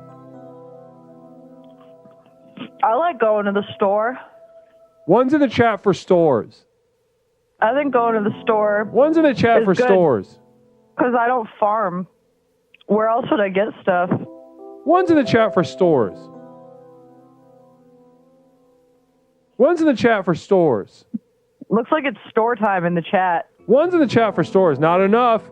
We got 120 people watching right now. I want to see some goddamn ones in the chat for stores. You're making everyone nervous because you're always yelling at them. Yeah, I'm passionate. Well, sometimes it comes off as mean. What would a softer, more gentle tone? Something like one's in the chat for stores. You say, please put a one in the chat for stores. Listen, I'm passionate about the next level. I believe in the potential of everyone in the chat right now. Larry Pickle Jar, for the first year of streaming, Leslie had fewer viewers than a McDonald's drive-through that says drive straight to the second window, please. You have to be like, please call in. Sometimes when people are scared to call, it's because you come off like a meanie. I come off like a meanie. Well, listen, I don't want those people to call in. Yeah, but you should just be like, please call in. It'd be so fun. I don't want those people to call in. Listen, I'm passionate about the next level. Larry Pickle Jar, you had one viewer. You didn't. Larry Pickle Jar is literally fabricating shit out of his ass. Larry Pickle Jar is fabricating shit out of his ass.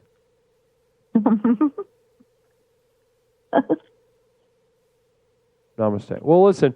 I love thanks so much for the ones in the chat for stores. Yeah, I was thinking about a natural store. Okay, natural store. You like stores.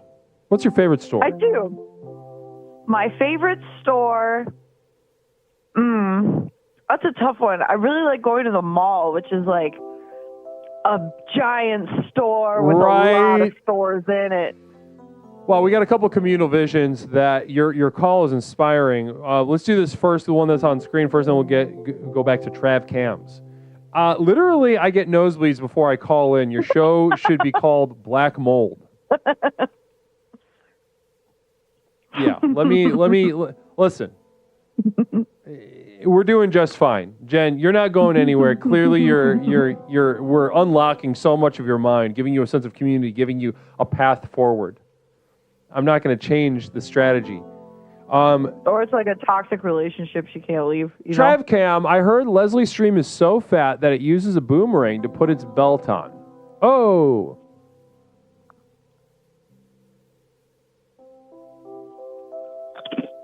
I'm eating chips. So you think Leslie should be nicer, huh? Yeah, you should be so nice. Larry Pickle Jar, that's ridiculous. Jen, if you're worried about mold in the walls, you should blow a higher class of old man. Duncan did it. Black mold. Duncan with a communal vision. I think black mold would look terrible in a turtleneck and gold chain.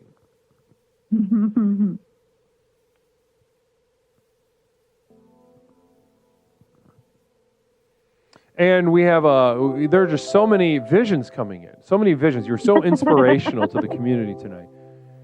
Pepperoncini, I think Larry is trying to get a new temporary roommate by negging you. Pepperoncini saying that Larry Pickle Jar is attempting to court me.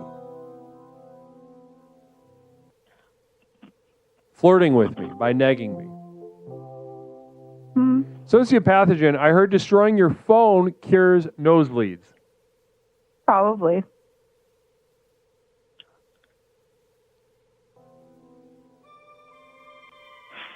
And one more.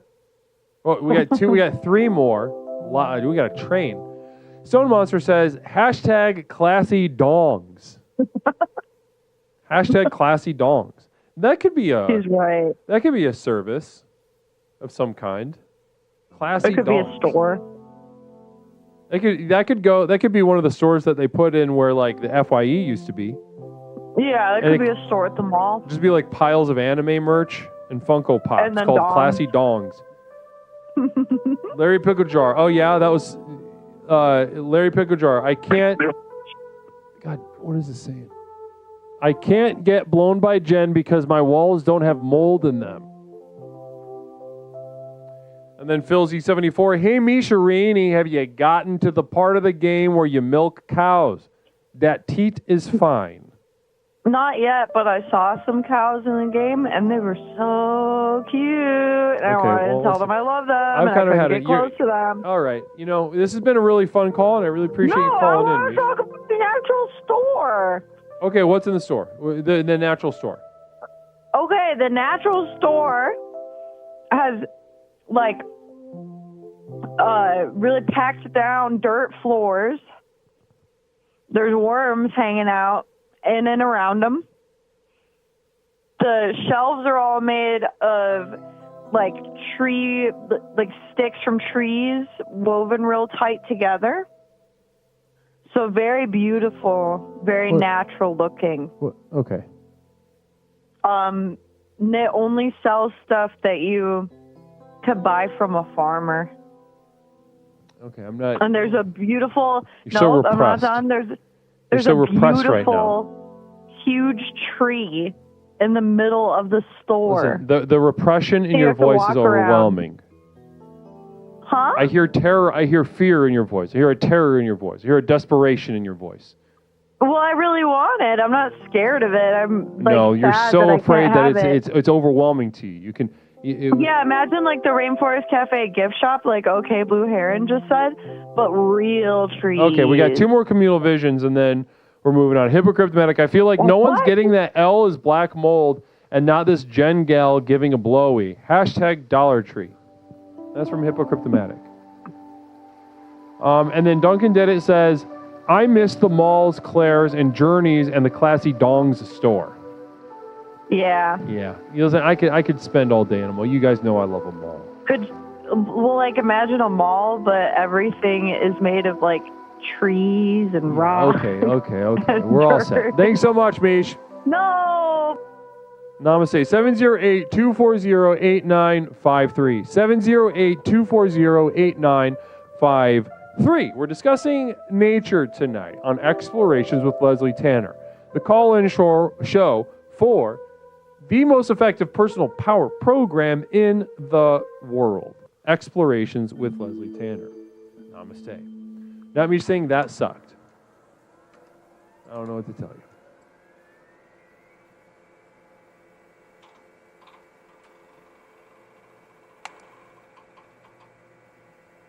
Phil, not now. Phil?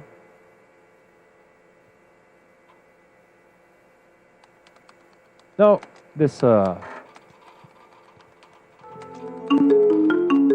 caller calling in.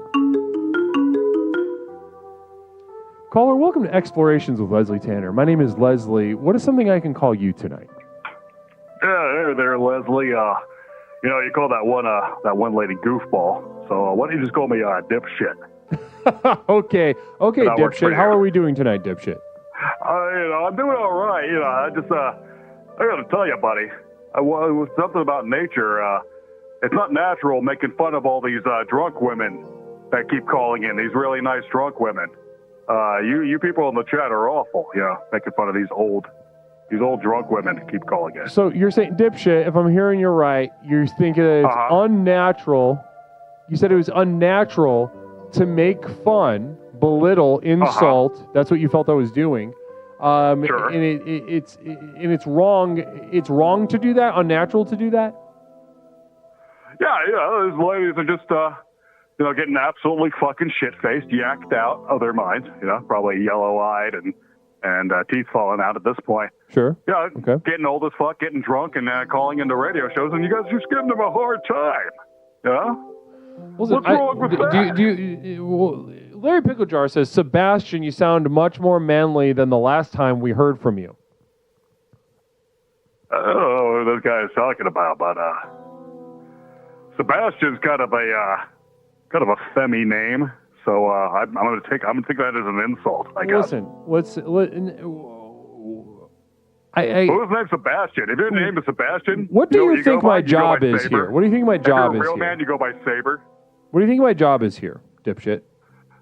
I'm glad you asked in such a nice way, and you're being so friendly about it. I think your job here is to facilitate like a conversation that hopefully progresses towards a kind of a wellness-based conclusion at some point. Wellness-based conclusion. Dipshit, it sounds like you have, there's a communal vision for you. Okay. And Walk-Ins has rated us. Blessings to you, Walk-Ins. Namaste. Guys, welcome in. How embarrassed with Rich as we are this night. Namaste to you, and thank you so much for coming in. We've got Walk-In bringing the little clan in here. I love how Rich, he always brings a lot of energy. That Walk-In clan always brings a lot of energy here at Explorations. That's fantastic. Yeah, really beautiful. Thanks so much, Walk-In. Namaste to you. Phil Z, dipshit, it sounds like you have some inside info on Goofball, like literally inside Goofball. All right. Listen here. Have I met a goofball or two out there in my travels? Of course I have. And they're wonderful women. Yeah, they're shit-faced and they're calling, and they desperately need some attention of some sort. But and they're willing to put up with a lot of trash, and you guys give it to them. They're like punching bags. But you know what? Leave them alone. Give these women a break. So we got the women protector coming in, right? We got the woman protector coming in. Would it be the same if a man called in drunk and we, as you said, gave him a hard time? You've been terminated. Namaste. Oh, goodbye. Namaste. Thanks so much. Appreciate you calling in. It was a fun conversation, and it allowed us to get into a certain aspect of the program that we don't normally get into. Reality can seem very disorienting and harsh depending on your relationship with it. And that's what we offer here at Explorations, the reality. Namaste, caller. Welcome to Explorations. This is Leslie. What is something I can call you tonight? I wanted to keep talking about nature. Okay, well, okay, so this is Mish calling back? Yeah. Okay, well, what else was on your mind about nature, Mish? Let's dive right in. Let's not mess around. Nature. What's on your mind? Seriously. What's pressing? I really like finding little animals, and I feel like living in a city, you don't get to find like toads or salamanders as much, and I really wish I could. Right, and so that's fun. Is that did you do that a lot growing up? Yeah. What kind of little critters would you get? I find toads and frogs and turtles and snakes and salamanders. I find all kinds of bugs. So you're a feral little rapscallion of a child, holding and catching and being affectionate with any manner of little critters. Yeah. That's so fun. Now, what do you this relationship with critters? Where did this start? Where did this come from? Do you remember? I don't know. I think they're cool. They're cool. And you yourself have a couple of cats, huh? Yeah, I love critters. Yeah, you do. They're. What do you love so much about them, huh? What do they give you? They're just so cute. They're cute. I like looking at them, and they feel nice to pet. Mm-hmm. What does it feel like to pet them? Like, talk. You're sitting on the couch. One comes up onto your lap. What's that? What kind of feelings do you get? It like lowers my blood pressure. It makes me less scared. Right, less scared. It brings your anxiety down, maybe. Yeah. No. That's what I meant by scared. Aside from human intervention, if either of these cats were just, instead of being, introduced to a lifestyle indoors, another version of nature that they might have to deal with is just outside their feral. Yeah. Do you think that this animal would bring you such joy if it were in that situation? And arguably, according to some people's standards, more natural life. Yeah. I would still like it. I would still like them. You'd still like them. But would you sit on the couch with them? Would you get them on your lap? Or what would your relationship with them be like then? Well, it'd be different because I would respect that they are wild, natural creatures. And I would give them space. But I would admire them from afar. But okay, so but it doesn't sound like you're going to be able to get the same kind of, blood pressure medication that you get outside of an animal living indoors, though. Am I hearing you right? Yeah, I guess not. Larry Picklejar, caller, what's a cuter critter, a hamster or a 6'7" tubal player that likes turtlenecks who can't grow facial hair? A hamster. Pond Scum gifting a sub to Sparkly Miracle Zone. Namaste. Blessings to you. Thanks so much, Pond Scum. Very generous of you, brother. And Sparkly, you enjoy that. You enjoy that sub. Cappuccino a few years ago. What was that? I had a little hamster named Cappuccino a few years ago. So it seems like in order for nature to feel good for you, to really enrich your life, depends on your subjugation of it, your perversion of it, your control of it. No. Or maybe. No. Wow. I think we just got a breakthrough.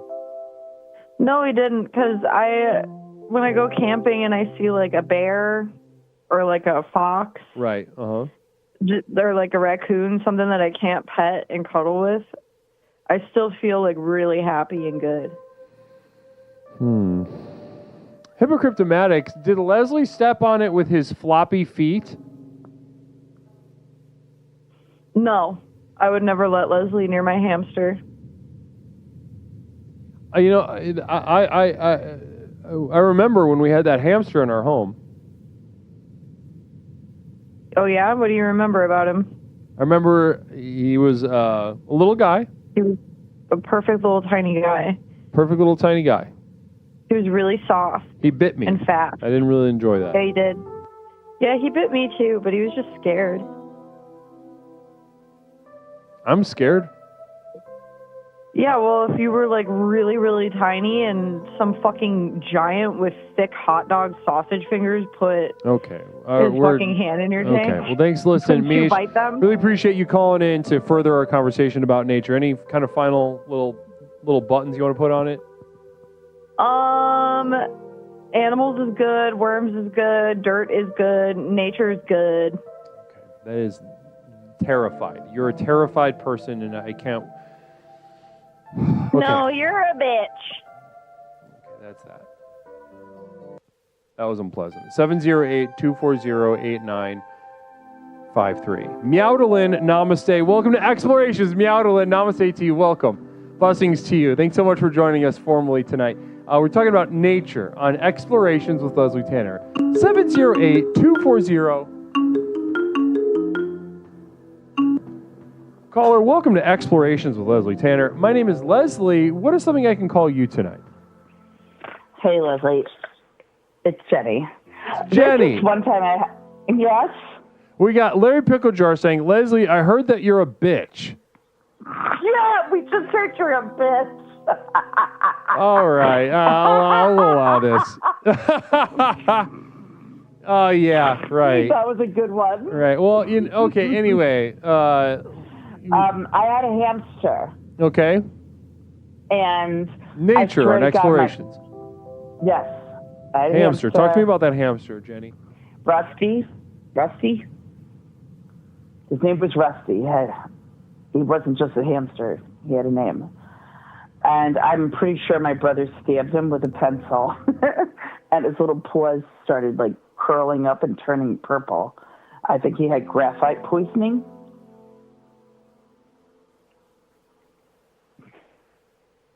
And how do you get graphite poisoning? Because my brother stabbed him with a pencil. Oh, like a mechanical pencil? No, like a regular one, a number 2. Yeah, because I remember I remember there was this kid growing up that would do they would like get a mechanical pencil and act like it was a syringe and try to get you with it. But this is just a regular old pencil. Guess what? They would break so fast when you try to stab somebody with them. Am I right? What'd you say? What? I didn't understand what you just said. That kid was retarded. Mindy knew. I'd bet anyone $1 million that this so-called hamster was a street rat Jen found and befriended. No, it was Rusty. Mindy, no. Rusty. Screw you. No, he was so handsome. But my brother definitely stabbed him with a pencil. Like I said, the mechanical ones break too fast. Well, we got him. So how long did this hamster live, Jenny? A year and a half. Year and a half. Maybe. Rusty. Can you say his name out loud, please? A year and a half that you got to spend with this hamster. And were you sad when this hamster passed? Can you say his name, please? Rusty. Larry Picklejar, Jen can talk to animals like a Disney princess, but they all have diseases and give her their diseases. Yeah, that's a problem. Okay, so I'm kind of with Mish on this thing where I will take in anything other than worms. I'm not on her with that. That's disgusting. I scream. But I think that it's very important that we're supposed to, because guess what? Somebody else might get them. You've been terminated. Namaste. Bye. 708-240-8953. Namaste to Rusty.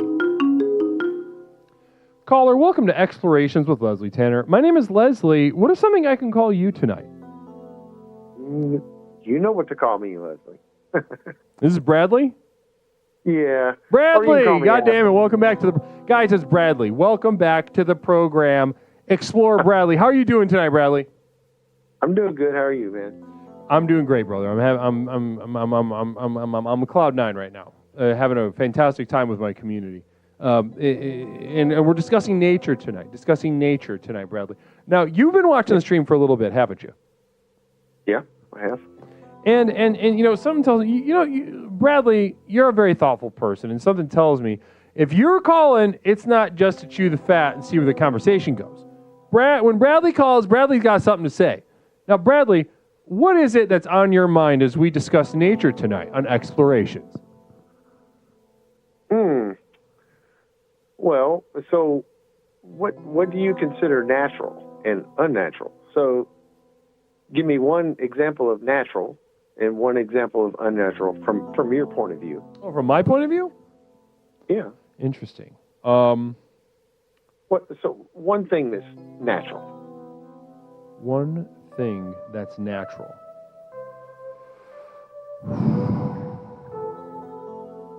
I'm having to go. Well, see, by doing this, what I'm having to do, Bradley, is to kind of go back in time to a former Leslie, so to speak. There's a former Leslie that has a clearer answer to this. You know, my journey and, you know, to be in a position to create a program as effective as Explorations with Leslie Tanner, I've had to sort of really interrogate this line between nature and unnatural. Now, in my journey, you know, a lot of people in my position, they'll say nature is, you know, nature is, they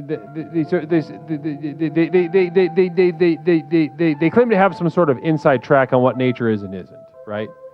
They'll say certain practices, certain habits, certain things that we can do in our life are natural, certain other things are not. You know, conservative Christian would say, you know, being gay is not natural. A scientist might say, you know, certain practices of extracting energy from the earth are unnatural, etc. Now, Sure. in my journey, though, to answer your question, I know I'm taking the long way around. I appreciate you sticking with me on it. My answer to that is my question of what is natural and what is unnatural has destroyed me to a point that I couldn't tell you heads or tails, unnatural and natural. I wish for things that upset me to be unnatural, and for things that cause me pleasure to be natural. But I've seen vice versa so many times that I no longer have an answer, only questions. Yeah, me too. Yeah, honestly, Bradley, I assumed that. I assumed that about you. Well, yeah, and I wasn't trying to put you on the spot. No. I mean, that question was inevitable. Of course. I mean, I'm asking everybody else. Somebody better put me on the spot. Hypocryptomatic says gross. Well, I asked you, what's natural, and so, I mean, like to me, especially the beginning of the show, I mean, he talked a lot about death. Right. And, death is natural. I mean, we live and we die. Right. How much more natural can we get? 100%. So that's natural. Well, so that's an easy one. Death. It's natural. Right? So right. What is unnatural? That's the bigger question, really. Answering the question of what's unnatural really helps you focus on being more precise about and concise about what is natural. Fram says, Brad, are you a Christian Science practitioner? I have a rash. Well, I have a cream, and his name is Jesus. We got that Jesus cream. I love it. Can I get some? Yeah, it's $7.75. Go to the website. You can use the coupon code 69. There you go. I love that. Get that cream. I wonder what happens if you masturbate with that cream. Hypocryptomatic. He is a perv and will have a body he gets rid of. So the question is, why do we listen to his voice? Really incisive question. Larry Picklejar with the Communal Vision. Caller has all the best jokes. That's from Larry Picklejar, giving you a compliment. How does that feel? I love Larry, man. Thank you. I love Larry too, right? I love Larry. I'm trying to be comical and logical and sensible at the same time, and still try to entertain everybody and give people something to think about. I mean, people call me all kinds of stuff, so whatever. No. I'm just asking your question. What's unreal? Right. Now, what is unreal? So, what's unnatural? What's unnatural? What is unnatural? For me, my direct answer. Can I give you my direct answer, Bradley? Please. Yes. That nature has to become what it is not. That nature, in our journey to define it, has to include what is unnatural. Now, this is a very uncomfortable process, a constant process, an annihilating process. All of us have certain things, that's unnatural. I would say, when I notice this feeling come up, is I see, when I see like a baby or a toddler on an electronic device, on an iPad or an iPhone, scrolling. Larry Picklejar, Brad, have you ever put anything up your butthole? Did that feel natural? Please answer truthfully. Yes, and kind of.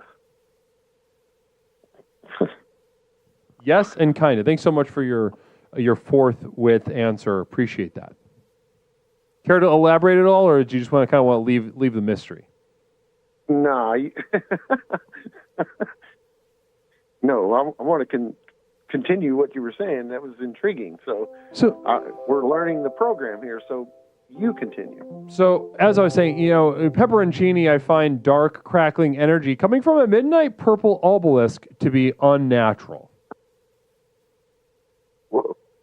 I find dark, crackling energy coming from a midnight purple obelisk to be unnatural. Yet you are drawn to it. I'd love to hear you speak on that, pepperoncini. Now, my point being, I'm going to be sending some materials out to some of my explorers soon about this, my community of devoted light. I'm going to be sending some materials out regarding this, that nature and our path to define it, if we are truly to unlock the power of the next level, the potential, innate potential coursing through us right now, we must include that which negates. That is the path. That is the power of the next level. So natural, in nature we can think of trees and pleasant stuff. We can think of stuff that's obvious like death. But what about things like a baby looking at some weird, sexy Spider-Man AI generated animation made by an Indian animation farm? And I've got this angelic little infant sitting in a booth, little booster seat at a Chili's. Parents gabbing on about any manner of things, and this little baby, unsupervised, really sucking in this fat-ass Spider-Man as it twerks, coming from an Indian animation farm. The opposite of nature, so like smature, says Travcam. Yeah, I like that term, smature. I do, I like that. People say I'm mean, and I'm so joyous, and I'm filled with such energy. So Bradley, that would be my most direct answer. How do you feel about hearing that? What did you hear out of what I just said? How do you make sense of that?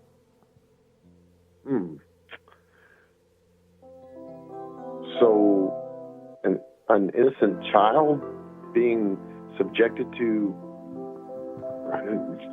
something that we all find vile or not appropriate? Yeah, Friend, we are. Ever been to jail, Brad? Prison? Do you think the concept of incarceration is natural?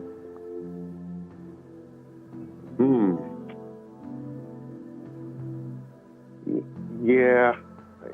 On incarceration, if you've done something wrong, like really wrong, dude, I don't make the laws. If I was sitting there, I would hope that whatever I did was just for the time that I'm doing,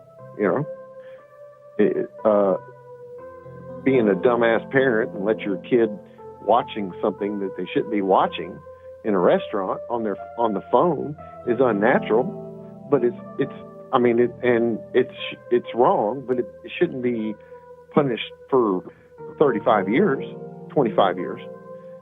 But Larry Picklejar donating. Real sorry, not sorry, but to interrupt you, Larry Picklejar donating 2 terminations to the community on his way out the door. Namaste to you, Larry Picklejar. Extremely, extremely generous of you, brother. Namaste.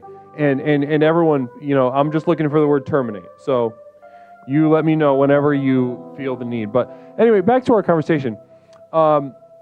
Now. So you do consider that to be unnatural? What? The child viewing something they shouldn't? Yep. And Jen just terminated you. Namaste. Cool. Blessings to Bradley. Blessings to Bradley. Guys, it's that time.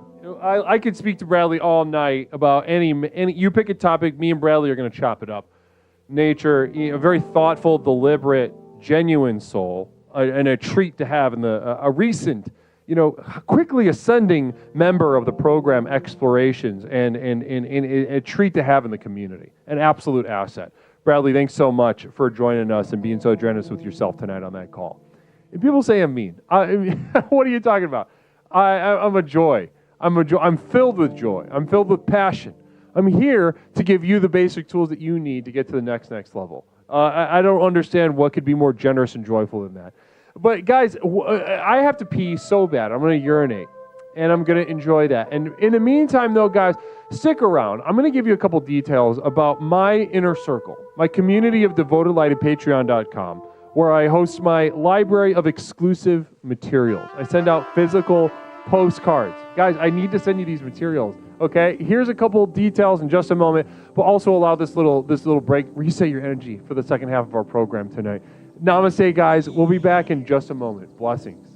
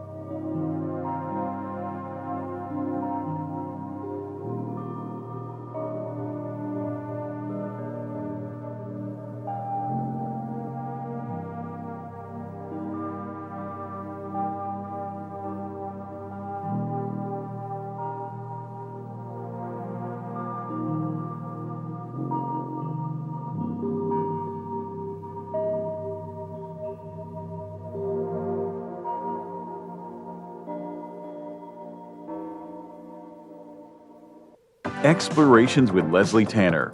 Since Leslie and his program broke onto the scene, Explorations has become the #1 best-selling and most influential personal power program in modern history. Millions of people from all over the world have gotten a chance to meet this truly remarkable man and utterly transform their lives with the power of Explorations. I listened to this introductory tape and I knew then and there, this is what I needed. I felt just so much better knowing there are a bunch of people out there suffering like me. I'm not kidding you. I think after the first tape, I knew, okay, I'm gonna be fine. I got such relief from the very beginning, starting the program. Now that you've gotten a taste of what this program is capable of, it's time to show you how to take your life to the next level. Here to tell you more about what is possible is legally licensed clinical therapist, author, coach, speaker, entrepreneur, martial artist, amateur musician, one of the nation's foremost thinkers, and our guru, Leslie Tanner. Good evening, everyone. Whether you've been with us since the very beginning and have watched Explorations work wonders in your life, or you're joining us for the first time tonight, I say namaste to you. As you've watched Explorations in action during our call-in show, no doubt your mind is reeling from the limitless potential you now know is possible. Between the tailored themes and lectures, to the myriad avenues of exploration through the channel points, to the customized ways to interact with me and the community, there simply has never been anything quite like this program. Now is usually the point in one of these self-help programs where it starts to sound like a sales pitch. Someone like me might normally say something like, listen, I know your time is precious, let me cut to the chase. But there's only one problem with that. We know your time isn't precious. I could speak at length for hours and hours about absolutely nothing, and I still wouldn't be wasting your time because, well, you're here, looking for a fast, all-encompassing solution to the problems in your life that have become so intolerable, you're not sure what you're going to do. You may be considering any number of extreme decisions, ranging from short-term band-aids to more permanent solutions. However, as dark and bleak as your situation is, so too must our tools be bright and revolutionary.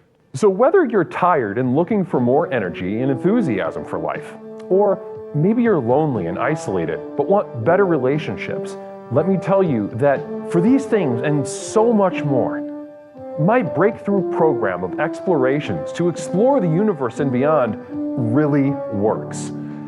It's worked for elite performance athletes, critically acclaimed artists, best-selling authors, entrepreneurs, and for thousands of others just like you. I have been blessed by the universe for a brief moment that I now command upwards of $50,000 for speaking engagements. But through the technology of this program, you can hire me, Leslie Tanner, as your personal therapist, coach, and guru, all rolled into one at the Community of Devoted Light on patreon.com. where you and thousands of others just like you are learning to leverage the chaos around them to catapult their lives to heights that were previously unimaginable. Here's how it works. I've created a tightly knit community where individuals seeking to access the next level are able to study, reflect, meditate, and grow with an ever-expanding library of exclusive materials, each containing life-changing tools and techniques designed to explore topics covered here in our call-in show, but much more deeply, therefore increasing the benefits of the program exponentially. These materials include your name in the credits at the end of the stream, demonstrating the importance of your leadership and the value of your investment. A signed personal postcard sent out each month full of observations and witticisms by me, Leslie Tanner. Look at that. Isn't that beautiful? Exclusive video materials not available to the poor, designed to rocket your progress past those who cannot afford success. Here's a little sneak peek at what you're missing.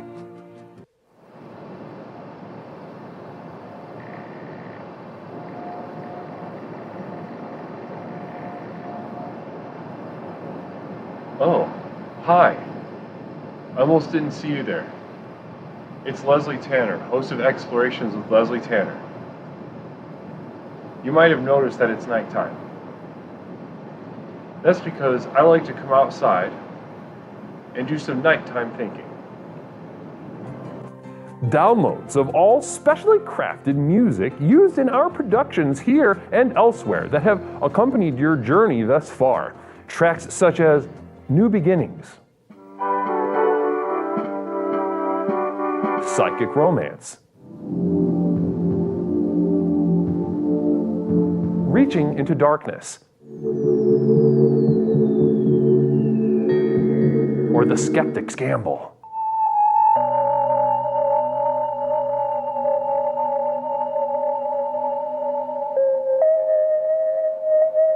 Exclusive archival prints such as these, channeled and honed by myself, Leslie Tanner, upon which you can guide your own meditations at home. I'm not an artist, nor do I claim to be. These visions are a burden and cause me immense suffering. But I do it for you. Now, you might expect that a program like this would cost thousands of dollars, but because I'm offering this to you through the internet, these life-transforming materials can be yours for the monthly cost of a few cups of coffee on your way to work. With access to these materials, regardless of your level of investment, you will also be receiving a complimentary download of our landmark track, The Sojourn Begins, as a thank you. So does this sound good to you? Well, what are you waiting for?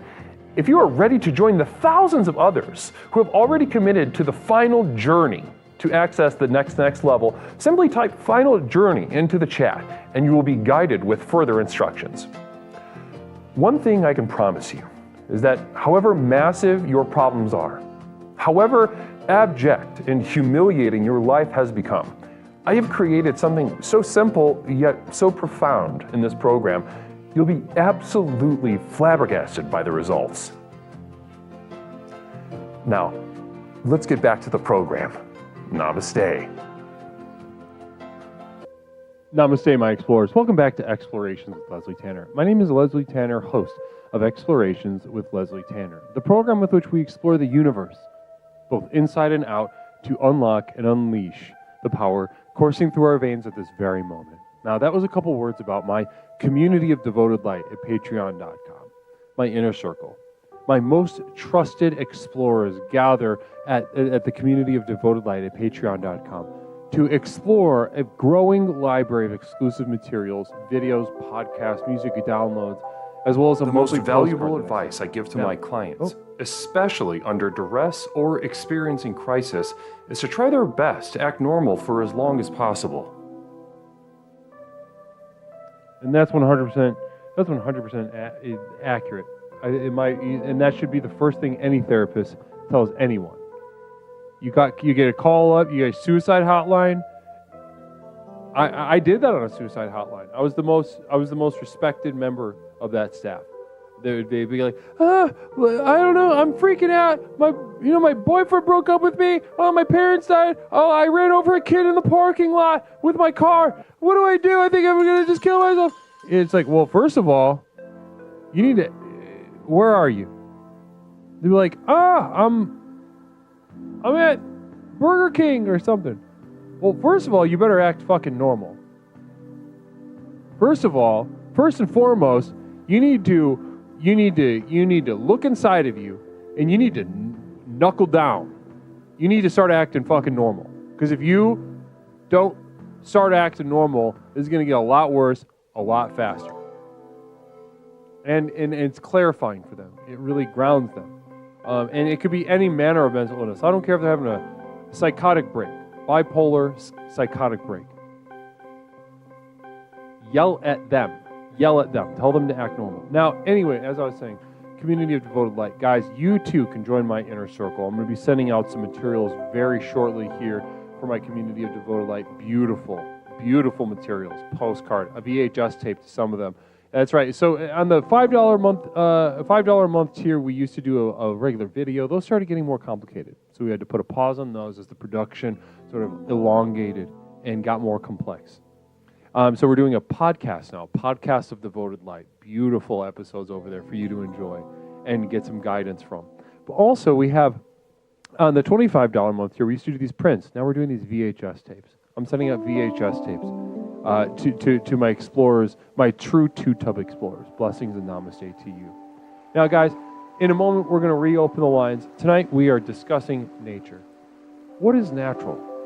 What is unnatural? What is natural and what is unnatural? Namaste. Blessings to you. Hey, beeps. Beep, beep to you, beeps. Namaste. Now, as we settle back in, guys, we got... We've covered so much tonight. Jen, once again, getting us started off on a really beautiful beginning, huh? Bradley, I called in. Be brave. Calling over and over. I am not afraid, LOL. Namaste. Jen got us started off on a great start, right, guys? Beautiful start from Jen. Talking about getting molested under a willow tree. You know, and what did she say right up top? I like willow trees because I can hide. And then we come to find out mere minutes later that while being pursued by an adult man, she as a child attempted to hide under the willow tree. Was she successful? Obviously not. She said she was molested under the tree. That's where we're going, guys. That's where we're going. What do you like about nature? Willow trees. Why? Because I can hide. Did you successfully hide under one when you needed to? No. The conflict. The unnatural present in nature. Negation, including itself. A penis so large that it can have sex with its own ass. The famous question posed by Stephen Hawking. These are the guiding posts along the path to the next level. Namaste. Now let's go ahead and open up the lines again. 708-240-8953. 708-240-8953. We're discussing nature.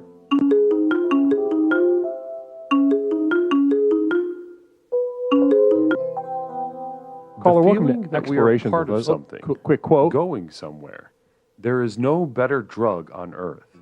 Definitely better than whatever my friends and patients are ODing on.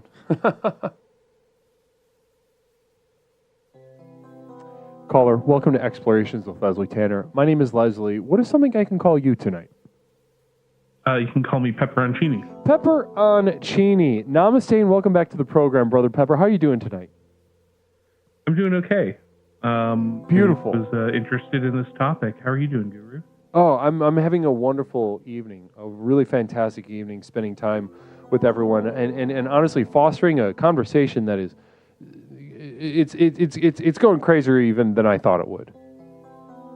Yeah, absolutely. Well, Really? I wanted to take a little different tangent on it. Please, if that's okay I would with you. absolutely love that. I would love that. Gee, I would expect nothing less from you. What's on your mind, Pepperoncini? Of course. Let's not rehash what has already been hashed. Of course. You know, I thought it would be interesting to think about it from a biological anthropology perspective. You know, what is our nature at... Quick communal vision. Quick communal vision for you, though. Quick question for Pepper. You ever have a homeless person attack you in a big city and tackle you just to Muay Thai clinch your prostate and just start palm striking it? I can't walk, brother. No. Can't say I have. Interesting. Good question, though. No, continue.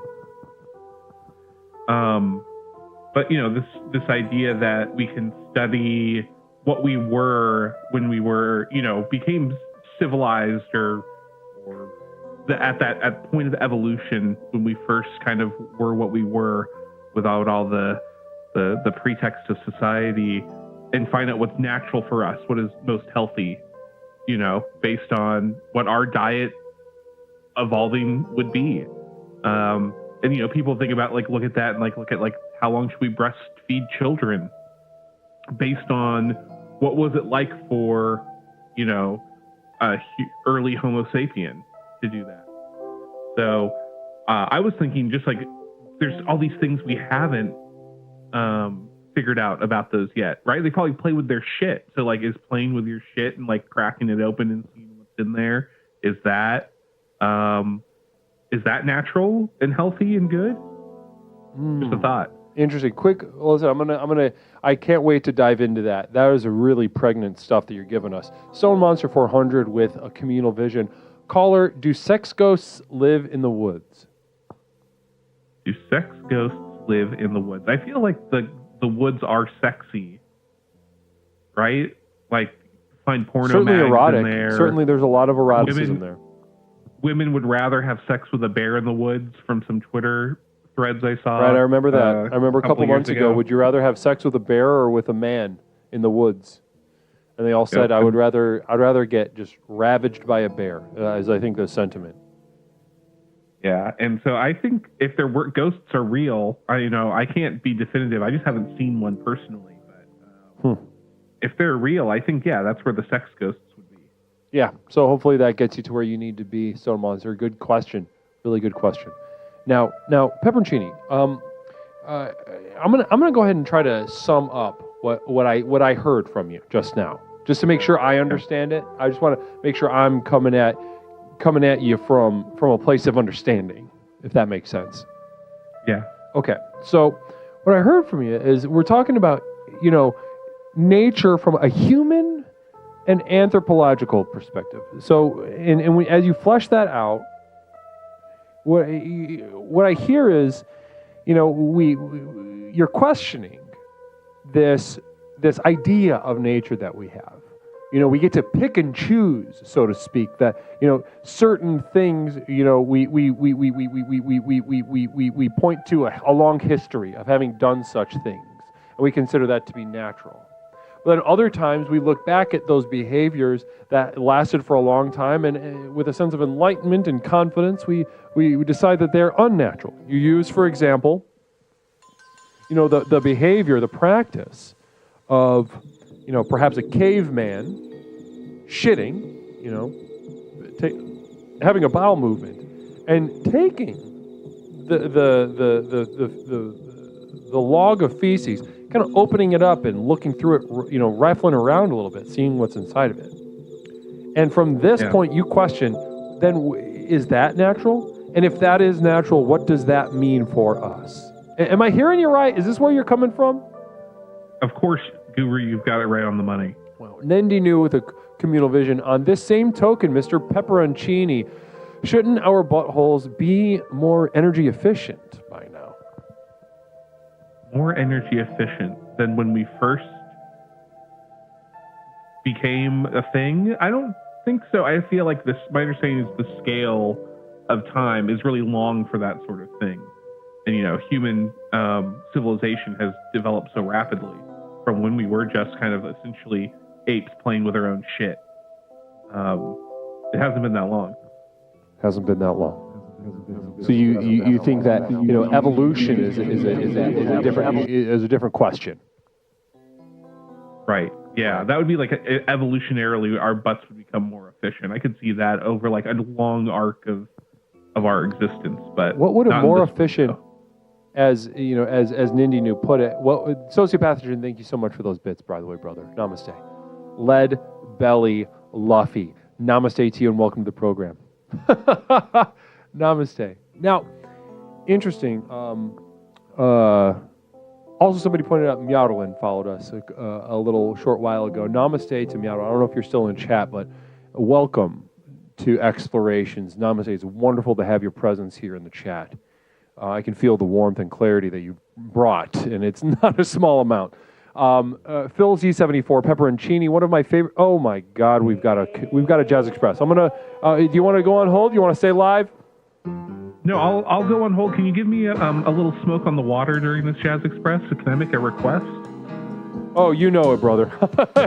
Say no more. I got that cooked up for you right now. Guys, welcome to Jazz Express. It's time for some late night Jazz Express. There's always something special about that late night wrap back around, a revisit. Or as they would say in an email, I'm going to loop back around. I'm going to circle the bases around or whatever. Blessings. Let's circle back around the sensuality of jazz music.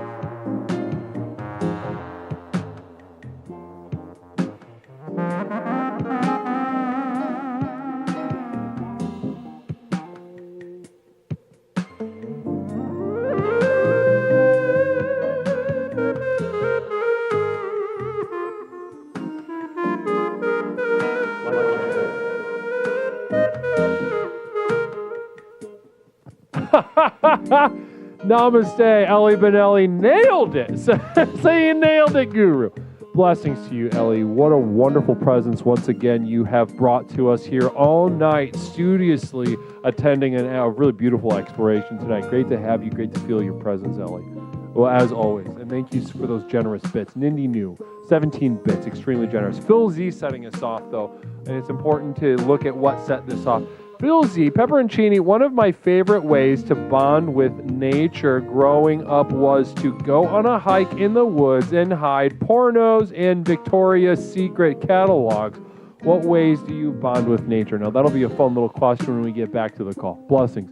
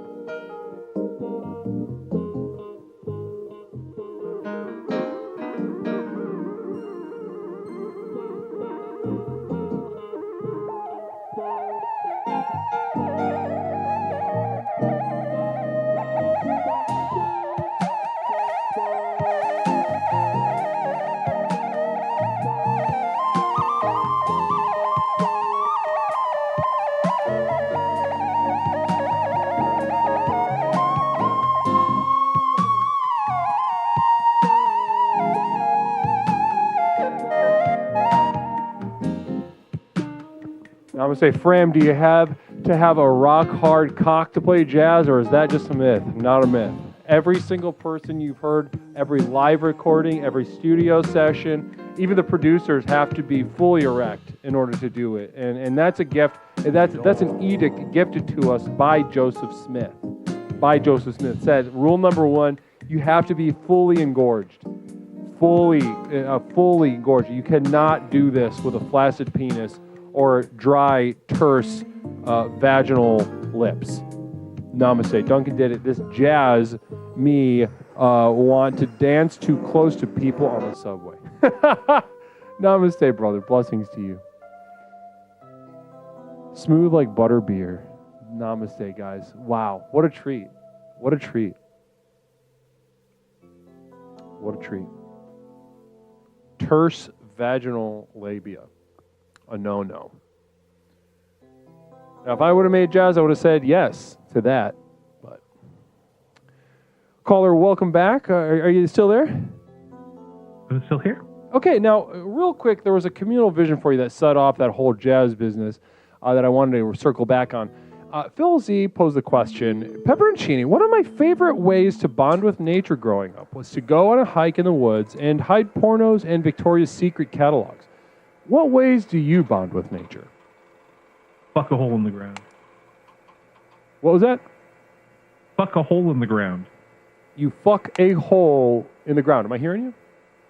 That's right. Okay, take us in that a little bit. You dig out a little hole, right? You get a trowel or some sort of garden implement, and you make a hole in the earth, preferably like a clay. And then you pour some water in there, and then you kind of just lay down flat, and just put your penis into the hole that you've made, and essentially fuck Mother Earth. I love that. That's fun. Now, do you come? Of course. Okay. Of course. And then how one hard do day you the come? earth and the cum will intertwine and make a Gaia baby. It's every man's dream. How hard do you come? Oh, it's like, both nuts have been double barreled, drained out. Oh, so you let nature take its course. You are the earth. The earth is you at that moment. Yeah, like how they did studies on if you with a bowl of food, people will eat more food if the bowl is big enough. They won't notice the difference. It's the same thing. You fill up the hole to what it needs to be filled to. Your body just knows. That's just science too. That's nature. Well, thank you for exploring that for Phil and all of us. To be honest, all of us. Now,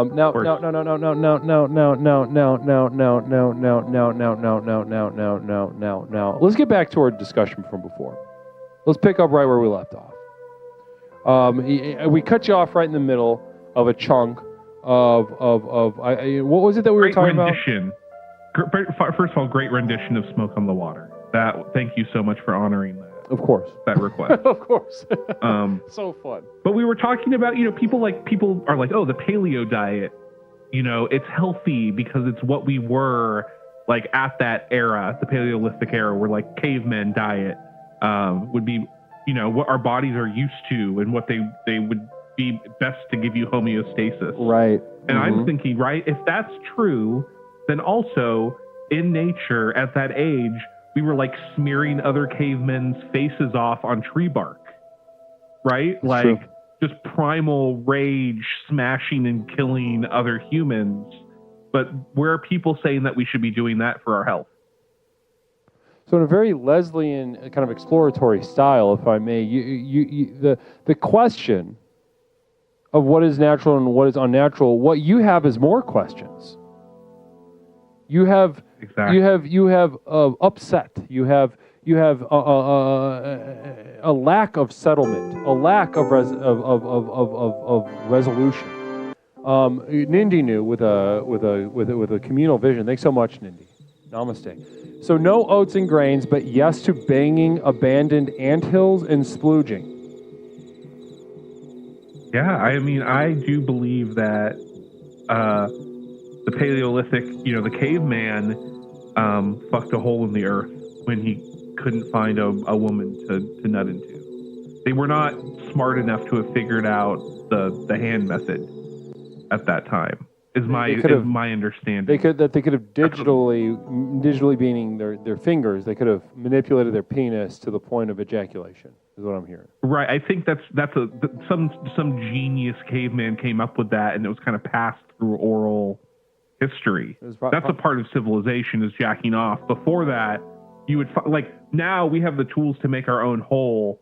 The caveman mind could seek a hole. It could find it's like a pig smelling truffle. It could find a hole in the earth and be able to come into it and fill it up. And from that caveman's perspective, I would, imagine yourself, a senior citizen at that time period, 11, 12 years old, and one of your peers. Let's up the age a little bit for my example. 20 years old. Okay. No one's clipping my ass. And you're doing quotes. You got quotes right now? I can't watch the stream if you're air quoting. So we're imagining a caveman. Yep. And we're gonna bring that age up to 20 years old, because we're talking about something that no one's gonna get my ass.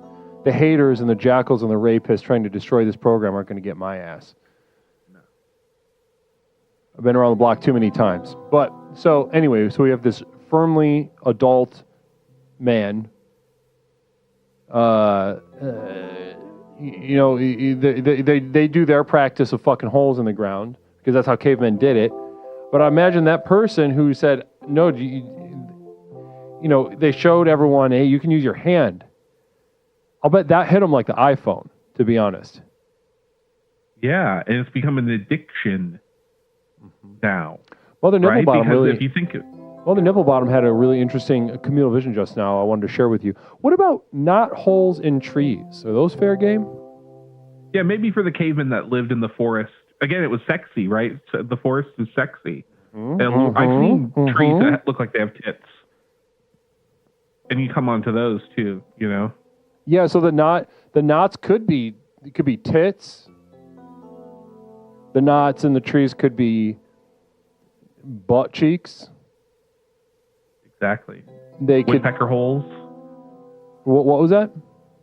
You have woodpecker holes. There's a lot of again climb cavemen. That's in our DNA. Right. It's been we've had McDonald's, hormones, 5G. It dulls the senses. But when you've been out in like Bear Grylls, when he's out doing the show where he's out in the woods by himself for 100 days, right? They don't film it. You think he's jacking off with his hand? No way. I don't buy it. I've always assumed that, and I've always, I'd love to see some behind the scenes of that. Nindy New, a couple communal visions I want to catch you up on. Nindy New shares with us, shouldn't the first caveman to get a blowjob be on the $10 bill? Yeah, that's actually. If you have a petition to sign for that, Nindy. Can we get a change.org? Yeah, that's how you do it. That's how they got. That's how they got Tubman. Can somebody go to change.org right now and get that started? And then we've got Duncan did it. Imagine all the cave women getting jealous when cavemen brought their holes gifts. Oh yeah. Well, I mean, my understanding is that they were just raping the women, right? Like in the Neolithic era, it's not like there's consensual sex. They're bonking them on the head with a giant club. Stuff like that. I'll bet there was some consensual, but probably way more rape. Yeah. A lot more rape back then, I would assume. But, it's not like I can pull census data from the Neolithic period. Yeah, they don't release that to the public. There were documents, but good luck getting them. Good luck with this government. Oh, my God. Pepperoncini, this has been an absolutely beautiful conversation that we've gotten into. And in a very, and again, this speaks to your this speaks to your advanced level within the program, is your ability to pepper Ocheen dog. You ever happen across a bunch of tree stumps that have the little hole in the middle and exclaim, "Damn girl"? That's from Phil Z. No, if I wouldn't say something like that, because I'd be like cool about it, and I'd make them come to me. Yeah, that's advanced. See, you've always got a cool answer, and that's what makes you so cool. Thanks so much, Leslie. Yeah. Wow. I'm blushing. Yeah. No, you're one of the. I would say you're probably the coolest explorer that we have.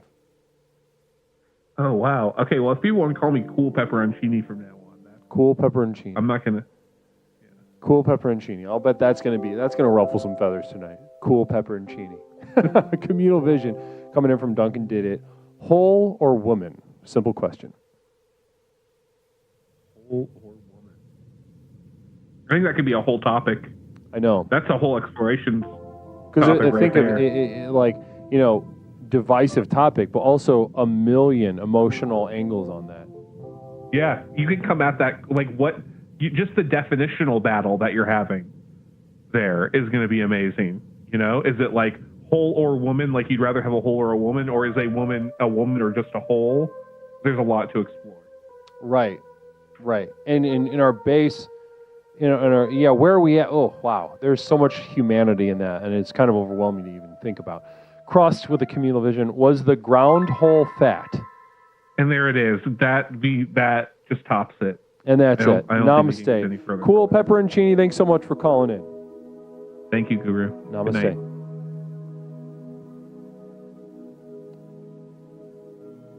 Beautiful.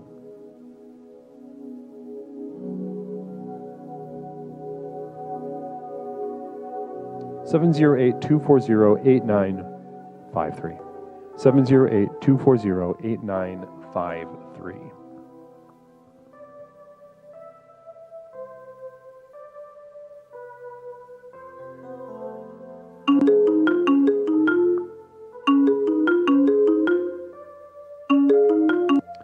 Caller, welcome to Explorations with Leslie Tanner. My name is Leslie. What is something I can call you tonight? It's Emily.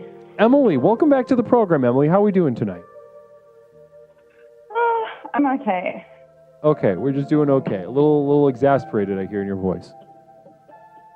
Yeah. Well, before Christmas, I became somewhat homeless. Oh. The day before Christmas. Actually, a couple days before Christmas. Yeah. A couple days before Christmas. What happened? Tell us what happened. How'd you become homeless? Well, I was living at my ex's apartment, and then his wife called me and caused some drama, and I was like, I'm moving out of here. So I moved all my stuff to my parents, but they're like in the middle of nowhere. So I've just been like couch surfing in Toronto. So I'm just going to repeat it to make sure I understood clues. So you were staying in your ex's, not an ex at the time? He was an ex at the time. I was staying, so he bought a house during COVID. Right, okay. And he let me move in, but we didn't live together. We never lived together, whatever. Right. But then we broke up, and I was still there, and his wife, like, he got married a few months after we broke up. Okay, yeah. And then his wife called me being like, when did you guys sleep together last, blah, blah, blah. So, like, he lied to her a lot, and he lied to me a lot. Oh, okay. Yeah. I see what's going on. So, classic story, where the women are kind of in the dark, and this man is kind of just all over the place with his words and intentions. Yeah. Yeah. Very narcissistic. Yeah. Very awful. Hurtful. Yeah, awful. So I left, and now it's winter, so it's really cold, so I can't go on the street. But I've been like couch surfing or hoteling or whatever. Right on. So you were staying in. So he owns a house, and you were staying in the apartment. Yeah. Is that right? Yes. Okay. I'm just trying to understand. I was just trying to like understand the structure of what you were saying.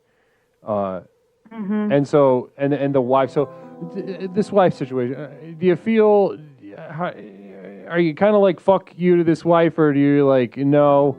She called me. She was like, "Hey, what's the deal with him?" And I said, "Actually, he was on the phone with her." And I said, "I don't want to talk to you unless we meet in person." So I met her in person, and then I realized how much of abuse I put up with. Like, I didn't even notice. I didn't even know. And then I was talking to her, and she's like, "That's not okay. That's not okay." Damn. So I was like, oh. It triggered me. Yeah. So now add insult to injury, you're homeless. Isn't it great? Oh, But no, namaste. I did. What a rich time in your life. Speaking of, yeah, I'm so rich. So rich. But you know what? I got to spend a lot of time in nature when I was at my parents' for a couple weeks. And my mom and I went on a lot of walks, and my parents have a couple acres of land. So my dad has like a little forest area, and I just went crazy. Like, I walked around the forest, and I stomped, and I screamed, and just let out all my anger. So it sounds like you had a very, very nice time with nature during this period. Yeah, I got to crawl in the snow. I pretended I was like an orc for a little bit, and that I was chasing hobbits. a little bit of Lord of the Rings play. Yeah. I love that. You were an orc chasing a hobbit. So you made yourself the big ugly orc. Well, maybe one of the maggoty orcs. One of the maggoty orcs, one of the little goblin-y ones. Yeah, they're just like little. Yeah, Not it's cool. like the ones that the Uruk-hai have to like kind of chide. The ones that want to eat the hobbits. Yeah, like they just like take a whip and whip them. Yeah. I haven't had meat, nothing but moldy bread for 3 stinking weeks, or something like that. Wasn't it something like that? Yeah, I think it's for 3 days. 3 days, They're yeah, I think so, hunting, yeah. Right. And then they're gonna eat Merry and Pippin. And then they don't. So they fail. this is interesting. So you having been hurt, sort of it began a sort of one-person play for yourself in the woods as an orc from Lord of the Rings.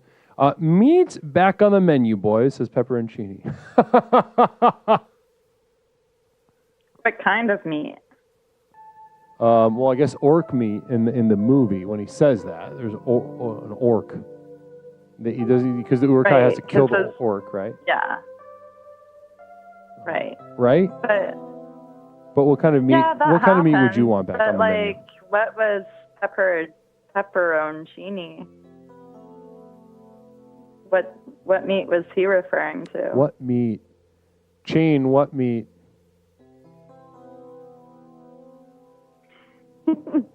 Hey, is meat? I guess meat would be a part of nature, right? That's true. Because we're part of nature. That's true.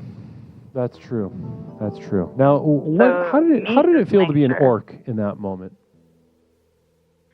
It felt good. I felt, because like it was kind of snowy, so I was pretending like I was in a mountain, and I was running really fast. And whenever I felt like slowing down, I would just pretend like someone was whipping me, and it would keep me going. Mm-hmm. Yeah. Yes. Now,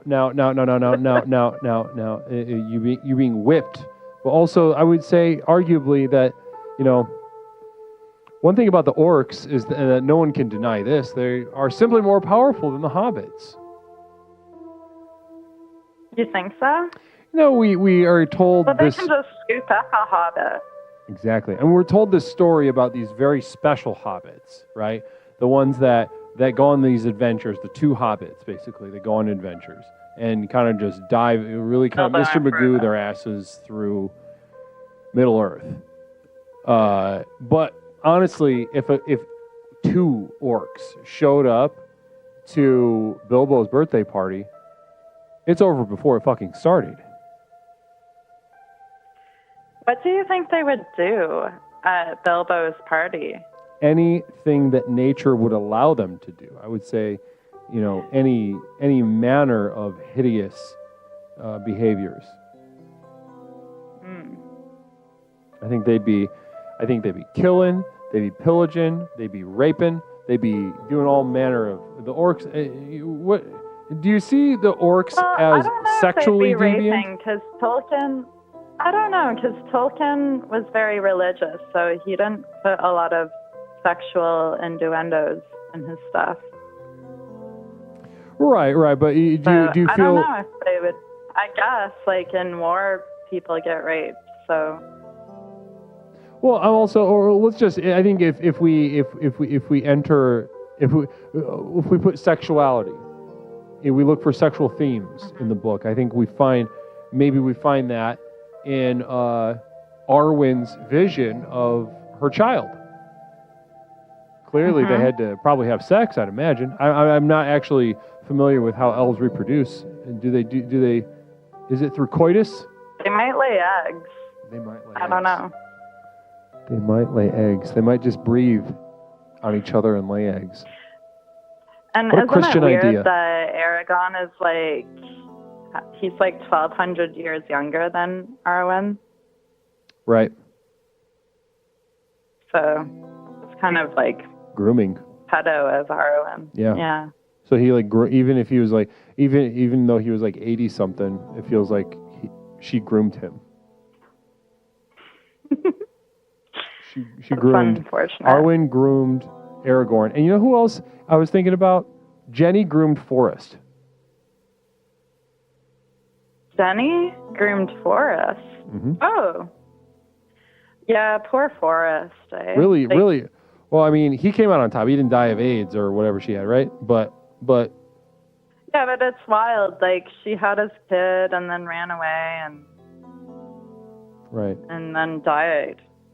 And what's to say what's made him natural take or care of unnatural about that? I think a lot of people would say, grooming came up. A lot of people would say, this Arwen and Aragorn, Jenny and Forrest, their relationship, the dynamic being unnatural. But if we really truly look at the animal kingdom, as Cheen was bringing up just a moment ago, playing with our poop, doing all manner of things that we don't consider natural anymore. But that is natural. And you know what? When I was an infant, I would wake up from nap time and take my diaper off and just smear it on the wall. And my mom, she started timing when I would wake up so that she could catch me before I did the art. Wow. The wonderful art on the wall. Wow. Yeah. Fram, we got a couple of communal vision. That is beautiful, and I want to get into that in just a moment. But Fram sharing, is the elf pussy fat? That's a quote from Aragorn, son of Arathorn, also called Elisar, the Elfstone. I don't know how to pronounce it, Dunedain, the heir of Isildur Elendil's son of Gondor. Well, the elves seem to be fairly skinny. But my question would be, is the orc's pussy fat? Are there orc pussies? There could be. I don't know. I mean, if he was... They pop up from the ground.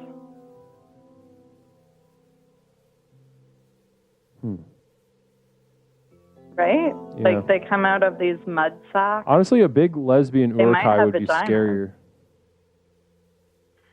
I Something might really, like that. really crazy about that. Or a trans urukai, that'd be terrifying. Framwyard, you get orcs when you fuck the holes in the ground. Cheen went over this. Oh, interesting. So the holes in the ground have pussies. The holes in the ground. Is that what I we're guess getting at? pussy then is a mindset. Yeah, a pussy is what as you create it, according to Cheen's theory. I guess so. Ninja New, when do we get the Twilight Saga fan porn stories? I think there are a lot of those. I mean, I don't think the internet has any shortage of those, Ninja New. When do we get them? I mean, it's been like 20 years since those movies came Porn out. stories. Twilight, Oh. I think, 50 Shades of Grey. 50 Shades of Grey did not do well. But it's in my a opinion. Twilight universe like fanfic, right? Isn't it? Yeah, but like when I watched it with my friend, like she made me go to the theater and see it. And I was just like, there's no way any of this would happen in real life. Like I've been in those situations and it just did not seem like it would happen. In the same way that I really enjoyed Twilight for the information I received about the author, Stephanie Meyer. I've seen parts of 50 Shades of Grey, not because I necessarily liked it in and of itself, but I liked that, I was like, oh, I'm really seeing inside someone's brain right now. Oh, like her brain. Yeah, I'm really seeing Do you inside think this weird, do you think she, repressed mind. My question is, do you think that she fantasized these BDSM things, or did she experience it? Because it sounded more like a fantasy. It sounds The like way a, the yeah, I movies mean, were. it felt like a fantasy. For women. Yeah, a woman's fantasy that didn't have any. It wasn't like it was. She was alienated from her own sense of sexuality in both the fact that there's the fantasy itself, but then there's also the fact that the fantasy is just like weird. Like it comes across weird. I worked with some guy who got out of a really small Christian community and divorced at the age of 28. Started dating. And he was, you could not tell that guy that everybody wasn't poly. He was on the internet before he got out. He's like, I'm going to be poly. I'm going to be poly, Leslie. Everyone's poly. Let's be poly. I was like, dog, you got to chill out a little bit. But it's from like a lot of being sheltered, I think. Then that's the vibe I got from 50 Shades of Grey personally. Oh, because, yeah, that makes sense. I don't know. That was my vibe. Now, a couple communal visions. Pepperoncini, the hobbits and dwarves all fuck each other up the butt, right? Never any women around. Sorry, just need to know if I'm going crazy here. Okay, well, the dwarves said they don't have women. It's really interesting because the walking trees don't have it. I forget what they're called. Walking trees don't have women. Dwarves don't have women. Orcs apparently don't have pussies. So, like, all of them are gay. They have to be. Sounds like it. Because, like, how else are they? But then they all just spring out of the ground. Like, I don't understand. Question: we get a couple more communal visions. To catch up on, and then we'll say goodnight because you've been very generous with your time tonight, Emily.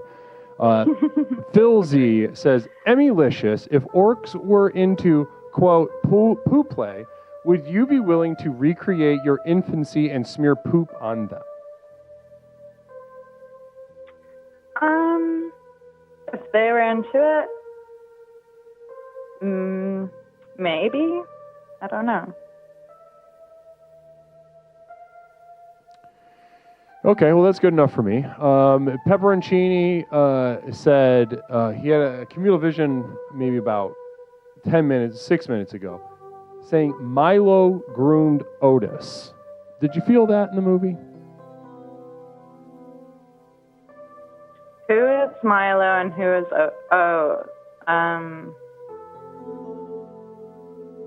Both yeah. retarded little animals, Who are though, they? so I don't... Oh, is it a Disney film? Yeah, Milo and Otis, I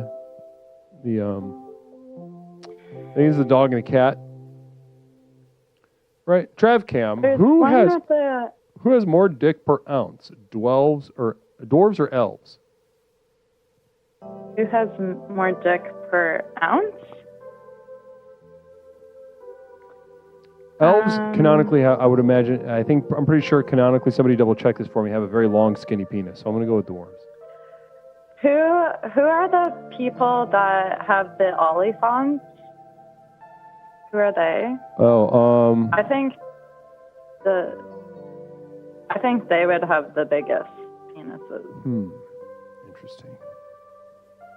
Wow. Matthew Bevaliqua rating. Namaste. Blessings to you, Matthew, and welcome your community here at Explorations with Leslie Tanner. My name is Leslie Tanner, host of Explorations with Leslie Tanner, and we are amidst a raid from Matthew Bevaliqua. Namaste to you. Blessings to all of you. Thank you so much for bringing, guys. Saffron, good to see you. Namaste. Blessings to you. Good to see your name. Did you just make this happen, Saffron? Did you just make that happen, Saffron? Namaste. Wow. Wow. Blessings to you as well. Blessings to you as well. Well, listen.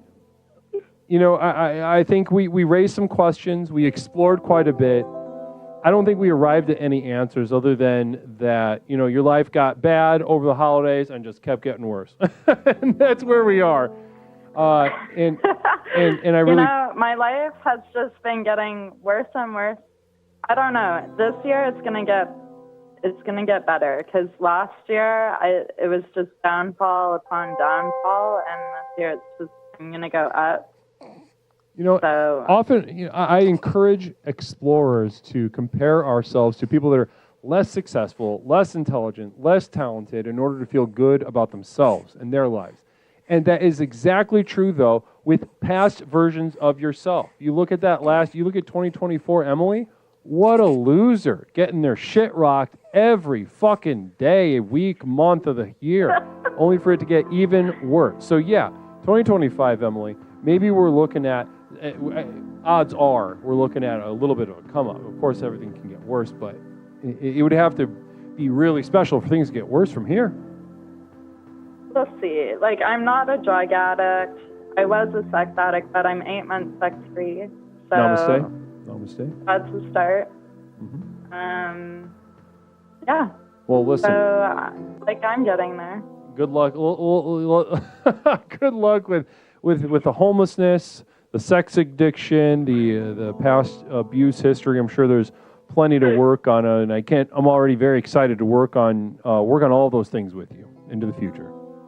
Well, thank you. I am too. Namaste. Namaste, Emily. You have yourself a wonderful night. Well, you too. Namaste. Namaste. Nice chatting. Namaste. Bye. Wonderful. Namaste. Blessings. I could have gone with 4 or 5 more rounds of that, saying namaste. I love saying it. A lot of people say, why do you say it? And honestly, first of all, it means I bow to the divinity within you. And of course, I mean the opposite of that. I use to pervert that. But also, I just love the sound of it. It makes me feel good. Namaste. Makes me feel great. Blessings to you. Blessings to all of you. Well, guys, listen, Matthew Bevaliqua, I really appreciate the raid that you brought to us. We're right at the end of our program tonight.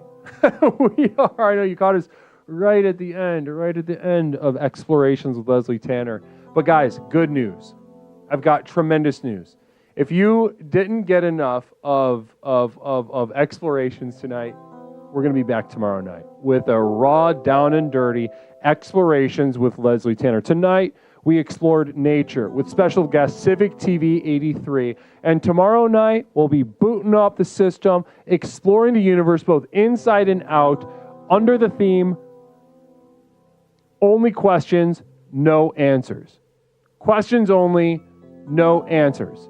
Questions only, no answers. It's been a while since we dug down into what is a core tenet of explorations, a core principle of explorations with Leslie Tanner.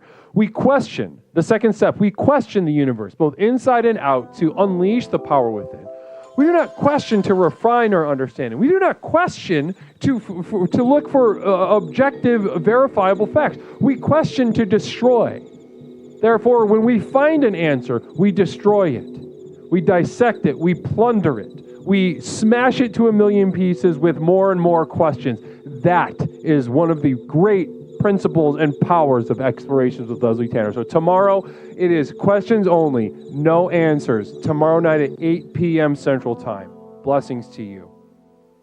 Ellie Vanilli, why are there no answers? Go ahead, shout it. Shout it to the... shout.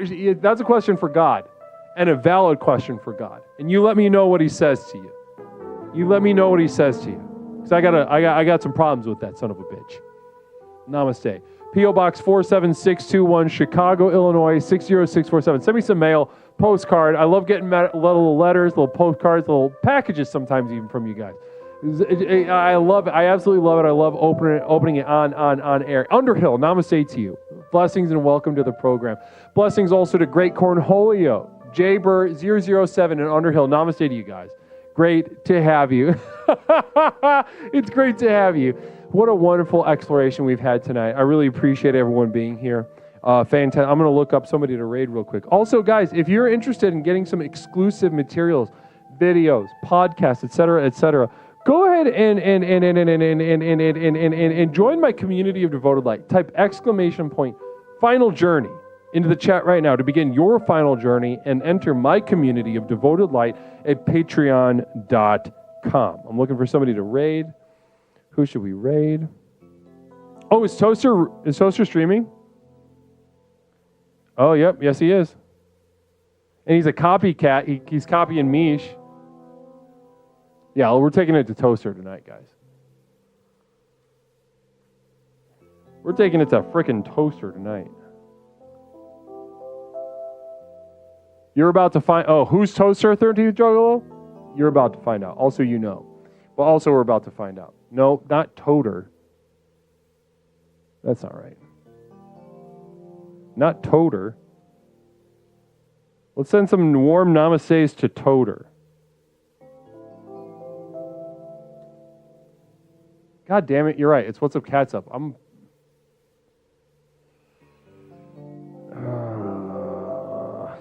Age Bear, namaste and welcome to the program. Welcome to Explorations with Leslie Tanner.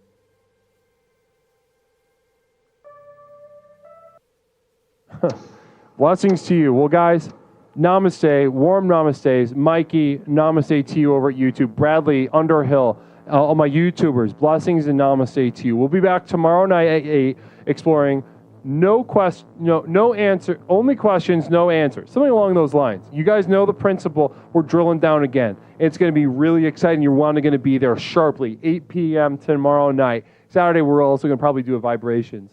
So brace yourself for that. But tomorrow night's going to be a lot of fun. Namaste to you. No answers. Doofus Dusseldorf. Blessings to you. My best to you, and give my best to Sunset Pony as well. Namaste. Guys, let's take this massive raid on over to What's Up Catsup, a.k.a. Toaster, one of the premier streamers on the platform. Deserves a lot more attention. Blessings to you. Namaste. Guys, it truly was a treat to be with you, and I'll see you all tomorrow. Namaste. YouTube. Love you guys.